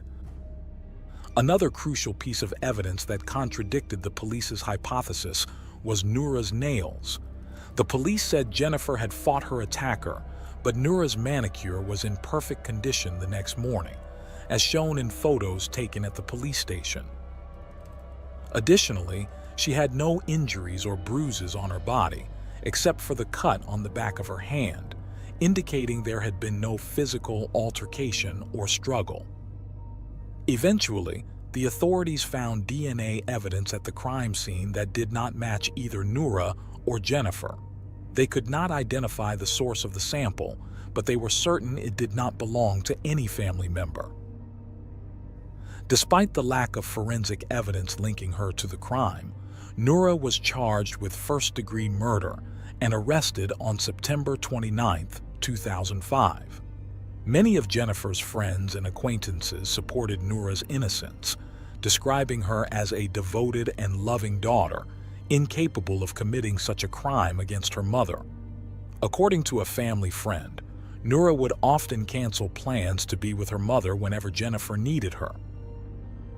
These supporters felt the police were overlooking an important fact. Less than a year and a half earlier, Noura's father had been attacked, and after his death, Jennifer inherited his entire estate. This led some to believe that Jennifer might have unknowingly become the next target of the same people who had killed her ex-husband. However, the authorities dismissed this hypothesis, claiming they had investigated any possible connection between the two fatal attacks. Another aspect the investigators did not consider was Jennifer's numerous volatile relationships with various men. Although they were aware of her tumultuous romance with the religious minister Mark, they overlooked the fact that in the months leading up to her death, Jennifer frequently dated and spent nights with strangers. On October 5th of that year, Noura pleaded not guilty to the charge of murdering her mother. She was given a bail amount of $500,000, which she could not afford, leading to her being held at the Federal Correctional Facility in Memphis for the next 3 years awaiting trial. Finally, on February 9, 2009, Noura Jackson's trial began. As the state presented its case, Noura sat alone in the courtroom without any family members by her side. The defense attorney took on her case pro bono. She argued that the authorities had no concrete evidence incriminating Noura beyond a reasonable doubt for the heinous crime against her mother. Valerie pointed out that Jennifer had been attacked more than 50 times, and it was hard to believe that her teenage daughter could have desired her death, let alone committed such a brutal act. Noura did not testify during her trial, and the defense did not call any witnesses. However, her attorney cross-examined several prosecution witnesses to demonstrate that the case against her client was weak and unfounded. The prosecution's DNA expert testified that neither Noura's blood nor DNA was found at the crime scene. He also confirmed that the authorities had not conducted tests on the hair found in Jennifer's hands. The defense attorney insisted that forensic evidence did not lie, and nothing at the crime scene implicated Noura. She also criticized the crime scene investigator, suggesting he had overlooked evidence pointing to another person. She highlighted a cat that appeared in some photos, implying there were other overlooked details in the investigation. Noura's pet cat had roamed freely around the crime scene during the investigation, potentially compromising the integrity of the collected evidence. The prosecution called several of the accused and victims' family members and friends to testify. A friend of Noura testified that around 1 a.m. on June 5, 2005, she received a call from the Jackson House phone, followed seconds later by a call from Noura's cell phone. Another friend testified that the night before Jennifer's murder, Noura had spoken ill of her mother, saying she should go to hell. A third friend told the jury that Noura called him between 4 and 5 a.m. on the night of the crime, asking him to meet her at her house. He was the only witness to definitively place Noura at the crime scene before the discovery of the body and the 911 call. The prosecution asked all of Noura's friends if they had noticed any cuts or bandages on her hands during the parties she attended before returning home, and they all said no. However, one friend mentioned during cross-examination that Noura had asked for a Band-Aid at the party on Saturday night. The neighbor Noura sought help from also testified. He recounted the events of that morning and noted it was strange that Noura entered the house ahead of him, even though he was armed and she was visibly scared of a potential intruder. Pastor Mark Irwin testified that he and Jennifer were not together at the time of the crime and that their breakup had been mutual. He reiterated that he was asleep at his home, 90 minutes away from the crime scene during the incident. He admitted to calling Jennifer but hung up before she could answer, realizing it was too late to be calling. One of Noura's aunts testified for the prosecution, mentioning a heated argument between Jennifer and Noura about Noura's drug use and partying lifestyle just a week before the murder. Noura's uncle also testified, discussing Noura's supposed interest in Jennifer's life insurance policy. Noura later said this statement hurt the most, as she loved her uncle dearly. After questioning 45 witnesses over 9 days, the prosecution rested. During closing arguments, the defense accused the authorities of conducting an incompetent investigation and urged the jury to prioritize forensic evidence over circumstantial evidence. However, on February 21, 2009, after 9 hours of deliberation, the jury found Noura guilty of second-degree murder, a lesser charge than initially brought but still severe for a young woman who maintained her innocence. But the story was far from over. On February 26th, 5 days after the verdict and a month before the sentencing hearing, the prosecution submitted a state notice regarding the omission of a statement related to the testimony of Andrew Hommick. The friend who had placed Noura at the crime scene between 4 and 5 a.m. attached to this notice was a copy of Andrew's third statement. This was a handwritten note he had given to the police on June 13, 2005, approximately a week after his first 2 statements. In this third statement, written on the back of a letter addressed to one of his roommates, Andrew recounted a completely different version of events from the early hours of June 5th. He remembered going out with 3 friends and meeting another at a cinema near Noura's house. After leaving there, they went to a party, and during this time, Noura called one of the young men's phones looking for Andrew, as he had left his phone elsewhere. Andrew said they stayed at the party for a while but left when one of their friends tried to start a fight. He mentioned they had taken ecstasy. Around 3:57 a.m., Andrew and another friend wanted to go to a strip club. They stopped for gas and eventually decided to go home. Shortly after, they fell asleep. Noura's defense team filed a motion for a new trial, citing numerous issues, including the state's failure to disclose Andrew's third statement, which they argued violated her right to a fair trial. The trial court denied Noura's request for a new trial, and on March 27, 2009, she was sentenced to 20 years and 9 months in prison. However, her legal team did not stop fighting for justice. In 2012, they filed a motion with the Court of Criminal Appeals, which again ruled in favor of the prosecution, upholding Noura's conviction and sentence. Soon after, a new appeal was filed with the Tennessee Supreme Court.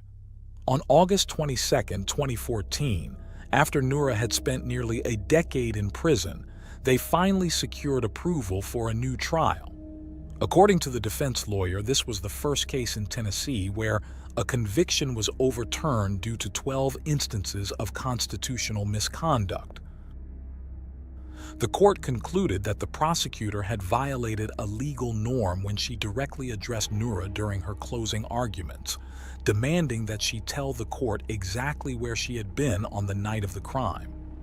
The first episode of misconduct and the second was that the prosecution withheld potentially exculpatory evidence from the defense by not disclosing Andrew's third statement, which contradicted his earlier testimony and statements. In January 2015, after a 5-month delay, the prosecution agreed to hand over Noura's case to the district attorney's office of a neighboring district. In May of that year, the new prosecutor offered Noura a deal, a reduced sentence if she pled guilty to manslaughter. On May 20th, Noura entered an Alford plea, where a defendant maintains their innocence but acknowledges that the prosecution has enough evidence to convict them. Although this meant that the true perpetrator who killed her mother would never be found, as Noura would be legally held responsible, she accepted the deal. By then, 28 years old, Noura said in later statements that she had lost faith in the judicial system. The new deal reduced her sentence to 15 years, but with time already served and good behavior credits, she would be released in just over a year. Facing a new trial, there was no certainty about how long it would take to organize or if a new jury would find her innocent. In August 2016, at 29 years old, Noura was released from prison, still proclaiming her innocence. A friend of her mother invited Noura to live with her after her release. Shortly after her release, she decided to move to Nashville with a woman she had met in prison and formed a romantic relationship with. Despite the challenges of finding housing as ex-convicts, they managed to rent a nice apartment with lots of greenery and open spaces around it. In March 2017, the prosecutor, after facing state charges of ethical violations, accepted a private reprimand and admitted that an error had been made during Noura's trial. Meanwhile, the dispute between Noura and her family continued. That same year, she reached a private settlement with her aunts, resolving the inheritance issue. Having completed her studies in prison, Noura began applying to various universities while working as a receptionist at an auto repair shop. She expressed a desire to work to help women in prison. Nina Morrison from the Innocence Project agreed to represent Noura, aiming to use advances in DNA studies from the past decade to determine who really killed her mother. As of now, no results have been announced. Meanwhile, Noura continues to rebuild her life after spending her formative years in prison. She maintains her innocence and has appeared on several programs discussing her experience.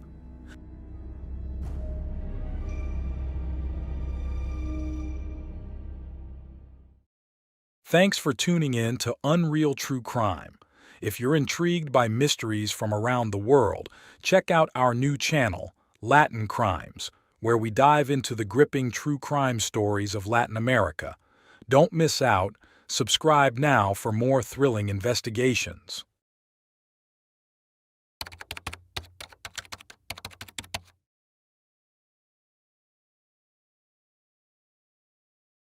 In early April 2011, for the first time in years, the shutters of house number 55 on Boulevard Robert Schumann remained closed. This house, located in a residential neighborhood of Nantes, France, belonged to the Dupont de Ligonnès family. The family comprised Xavier, Agnès, and their 4 teenage children. The unusual silence around the usually lively home caught the neighbors' attention. Typically filled with the sounds of the children and their 2 dogs, the sudden quiet was alarming. Known for keeping their shutters open even when on vacation, the closed shutters prompted the neighbors to alert the local police, fearing something might have happened. During an initial inspection, the officers found no trace of the family. However, it was on the 5th inspection that they made a horrific discovery.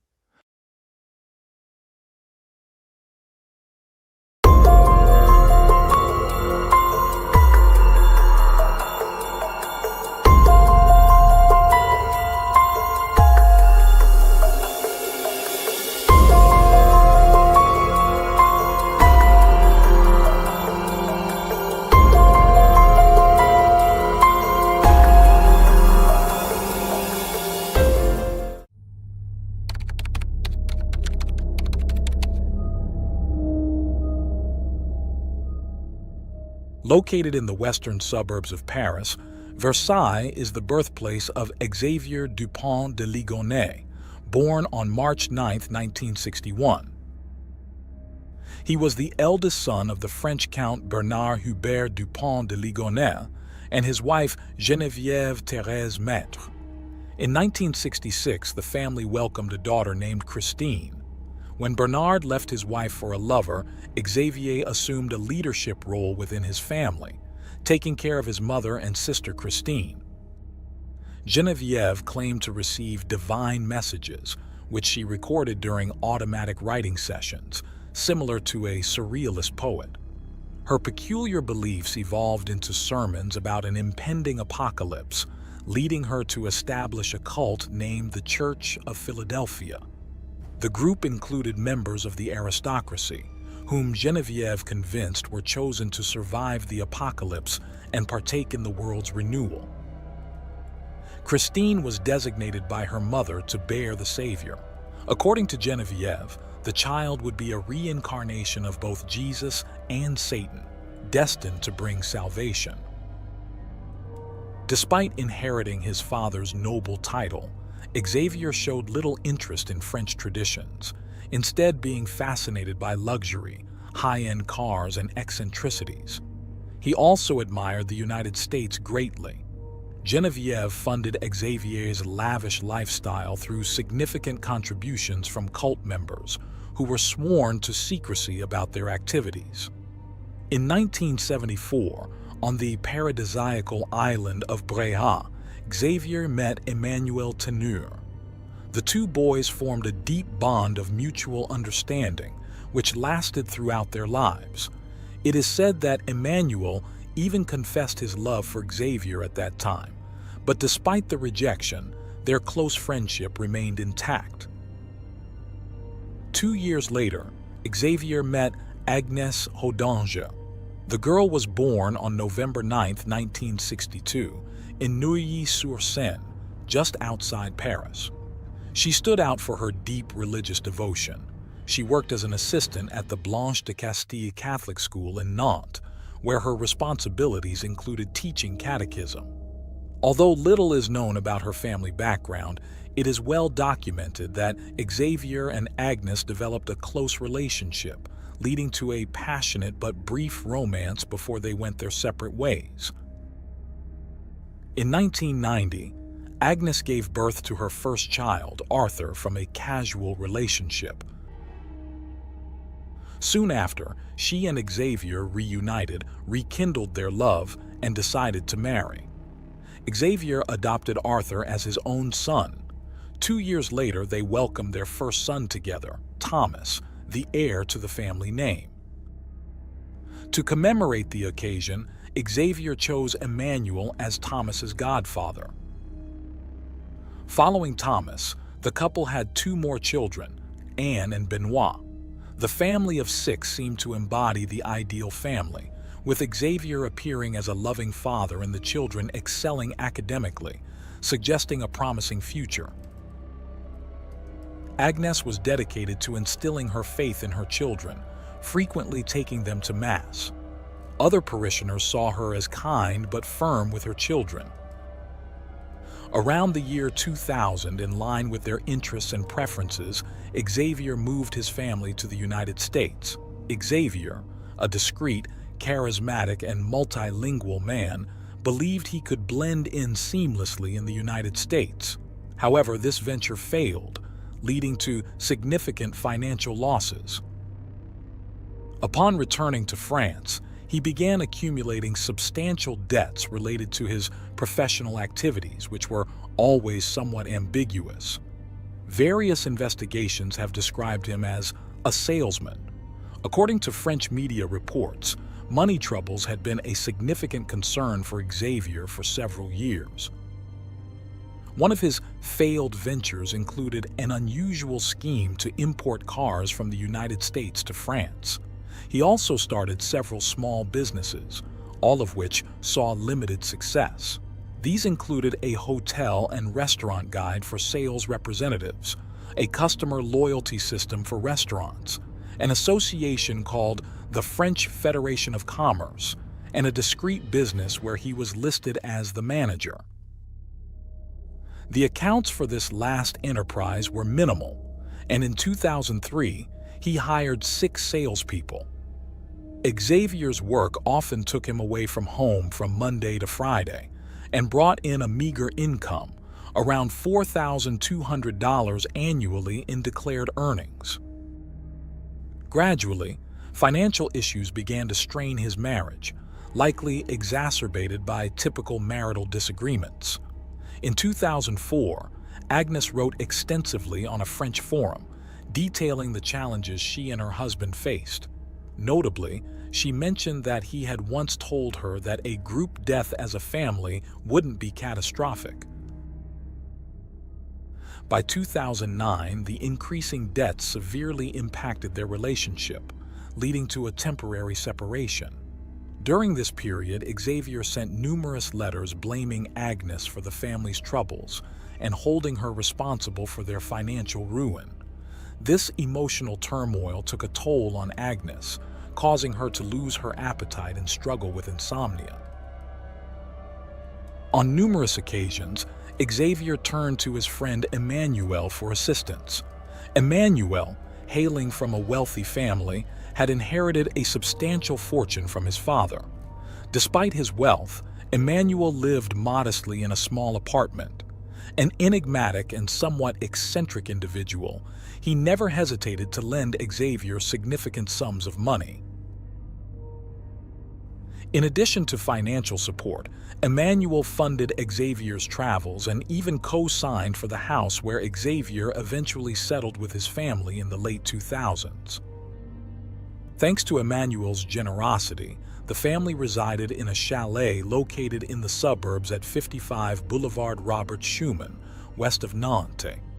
Once settled, the neighbors quickly formed the impression that Agnes was bossy and less pleasant than her husband. Behind closed doors, Agnes faced a personal hell. She viewed Xavier as both too fragile and paradoxically too rigid, almost militaristic. An old-fashioned man, he played the head of the household but was emotionally distant, lacking tenderness and affection, and sometimes even abusive. Furthermore, Agnes confided in her friends from the Thursday prayer group about her fears of how Geneviève controlled Xavier. She described her mother-in-law as a mentally ill mystic and was deeply afraid. On January 20th, 2011, Bernard passed away. Given the disparity between his lifestyle and financial difficulties, Xavier hoped his father's death would result in an inheritance. However, he was in for a shock. Upon delving into his father's estate, he found nothing substantial. All that remained were a few papers, a rifle, a card, a ring, and some cash, which Xavier promptly took. Within hours of Bernard's death, Xavier withdrew cash using his father's card. On February 2nd, he acquired a firearms license, and by March 12th, he had purchased a silencer for the rifle. During this period, he also bought quicklime. He practiced shooting the rifle in his garden, aiming at a balloon on a stand. Emmanuel, who was visiting, tried the rifle and saw nothing suspicious. Xavier explained that the silencer was to avoid disturbing the neighbors. On Friday, April 1st, the two friends went to a shooting range together, where Bernard's inherited rifle was a focal point of interest. The following day, Emmanuel called Xavier 5 times and they spoke for nearly an hour. Investigation suggests that the horror began on Sunday, April 3rd. That night, Xavier, Agnes, and their children went to the movies and later enjoyed a pleasant evening dining at a restaurant. Everyone was present except for Thomas, who was studying at a Catholic university and lived in a nearby student hostel.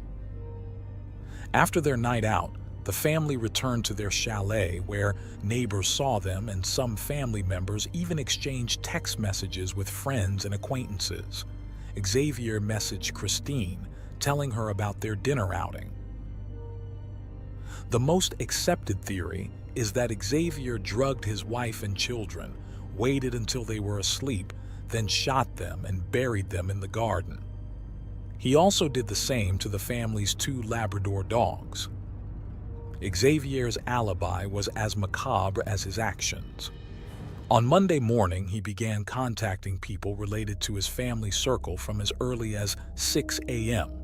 He called Agnes's workplace to say she was sick and contacted the children's schools, claiming Arthur, Agnes's son from a previous relationship, had a motorcycle accident and that Anne and Benoit were ill. By midday, he sent a letter to the restaurant where Arthur worked, saying Arthur was resigning because his father had been transferred to Australia. He still had Thomas to deal with. On that same Monday, April 4th, Xavier contacted Thomas and had dinner with him at a restaurant near his university residence. After the meal, a tired Thomas returned to his room. The following day, Thomas received an urgent message from his father, claiming that Agnes had a bicycle accident and was in a mild coma at a hospital, prompting Thomas to travel immediately to Nantes. It is presumed that Xavier killed Thomas in the same manner as his siblings and mother. Later that evening, Emmanuel spoke with Xavier again, and this time they talked for just under 19 minutes. At midnight, a friend of Thomas received a message from him, stating he was home watching a movie with his father. Thomas was likely already dead by then. About an hour later, Xavier sent an email to Emmanuel, arranging to meet soon. Emmanuel replied, reminding Xavier that he had power of attorney and that the key was on the sailboat. Contrary to what one might expect, Xavier did not act discreetly. He went in and out of his house, even leaving a note on the door asking not to deliver any more mail. Instead of hiding, he withdrew cash from ATMs and his image was captured by security cameras. He paid with his credit cards at restaurants and stayed in hotels under his real name. As Xavier's perfect escape began, neighbors gradually noticed troubling signs. The once open windows of the chalet had been closed for days. The local children no longer saw the family's 4 children. The dogs barking had ceased, and Agnes hadn't returned to work. It was as if the earth had swallowed them whole. Piecing together the clues, the concerned neighbors contacted the authorities. Upon arrival, officers found a nearly empty refrigerator with only a few jars of preserves. They discovered a still damp mop in the kitchen, a chess set on the living room table, and guitars on a sofa. It seemed the Dupont de Ligonnès family had vanished. The scene was eerie. Beds were stripped of sheets, picture frames were empty, and closets had missing clothes. In the midst of the mystery, on April 9th, a letter surfaced, sent to family and friends. It claimed that Xavier had been hired by the U.S. Drug Enforcement Administration and that the family had to leave undercover as part of a witness protection program, explaining their sudden disappearance and lack of communication. Suspicion and worry grew among neighbors who felt there was something off about this story. Fearing for the family's lives, they urged authorities to investigate further.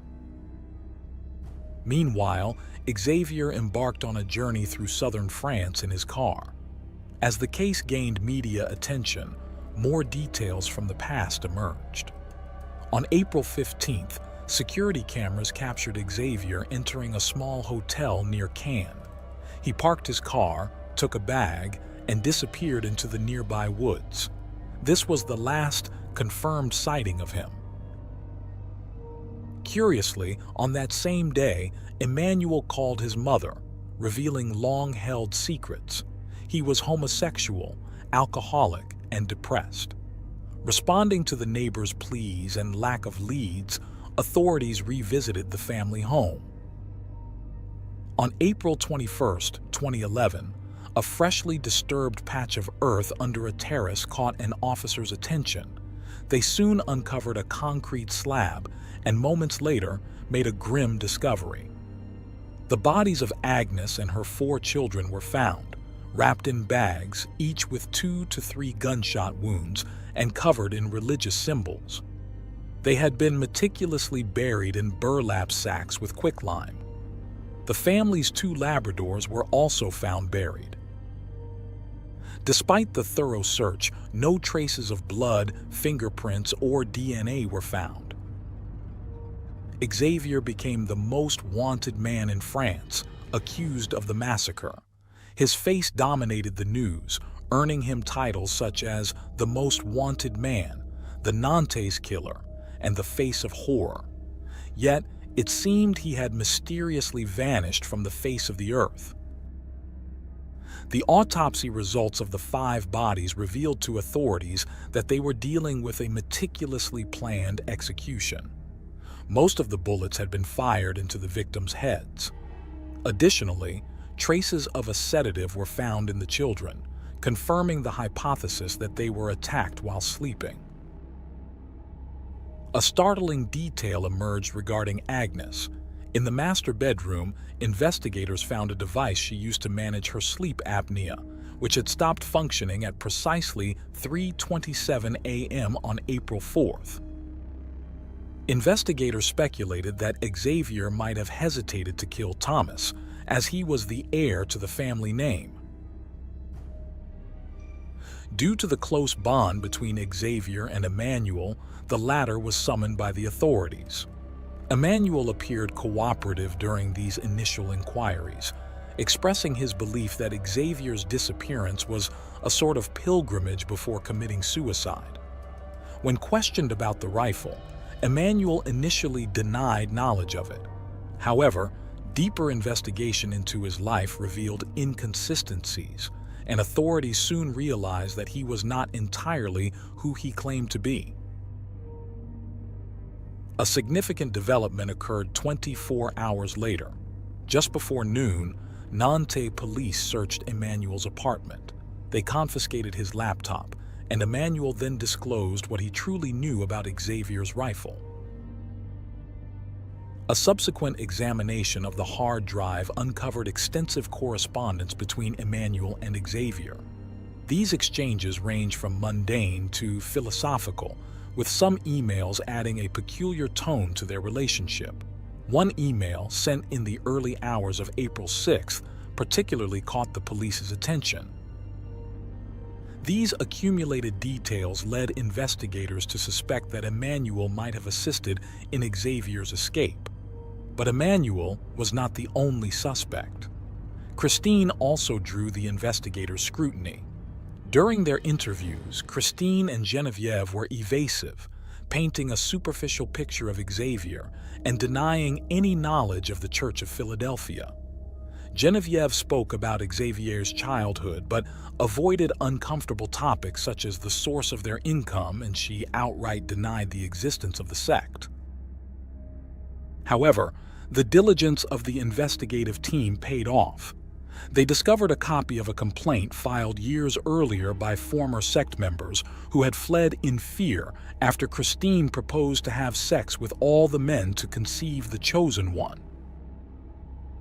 This revelation about the sect, which included wealthy members providing financial support, was crucial.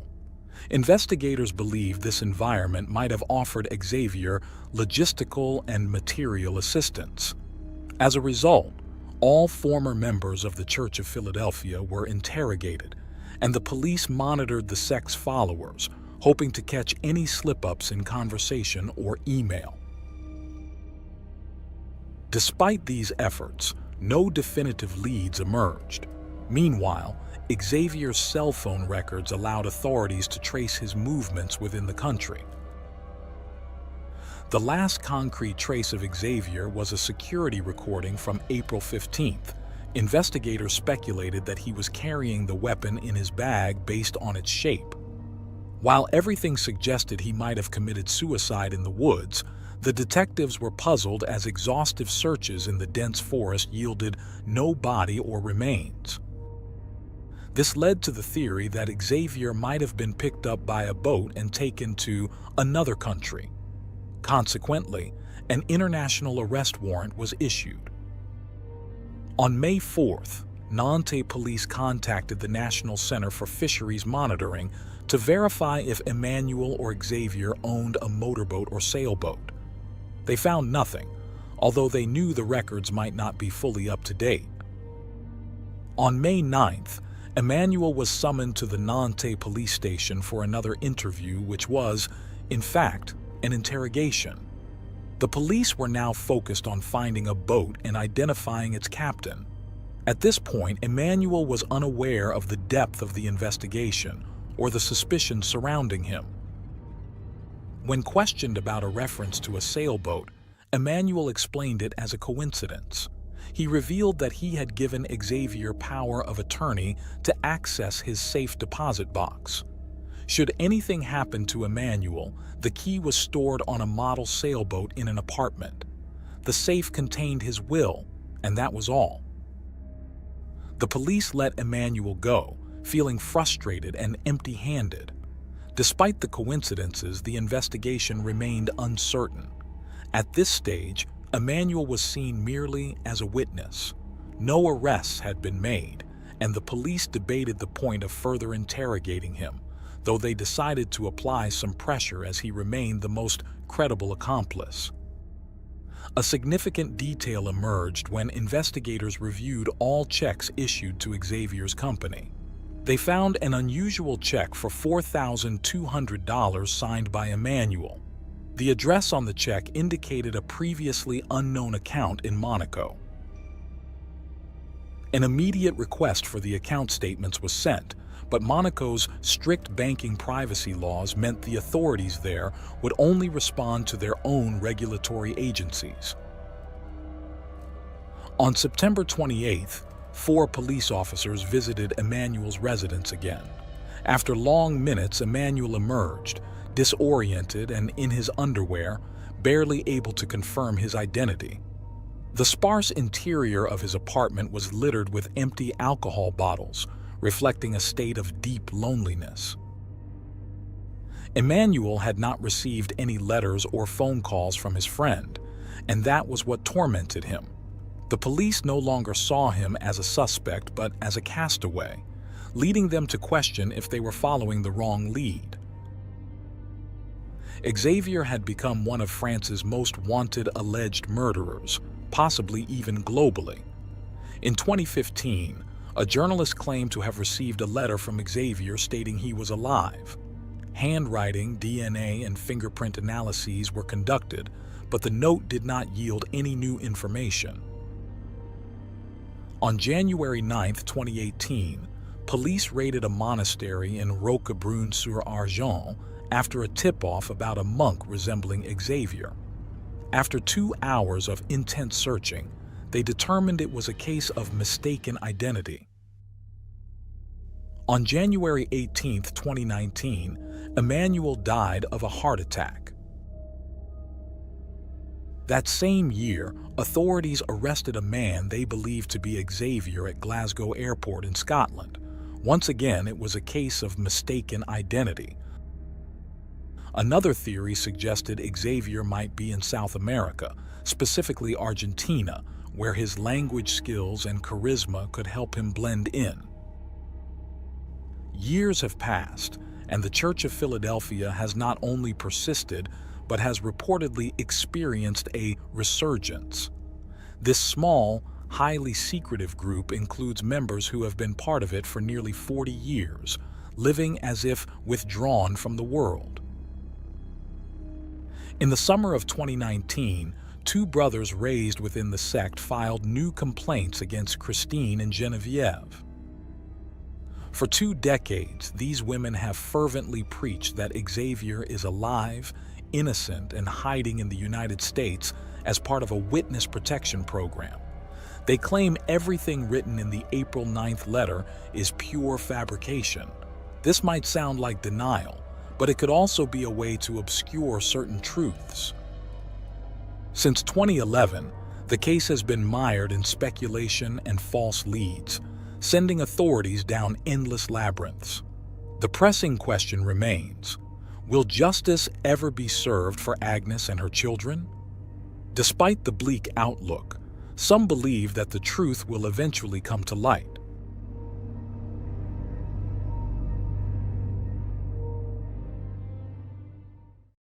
Thanks for tuning in to Unreal True Crime. If you're intrigued by mysteries from around the world, check out our new channel, Latin Crimes, where we dive into the gripping true crime stories of Latin America. Don't miss out. Subscribe now for more thrilling investigations.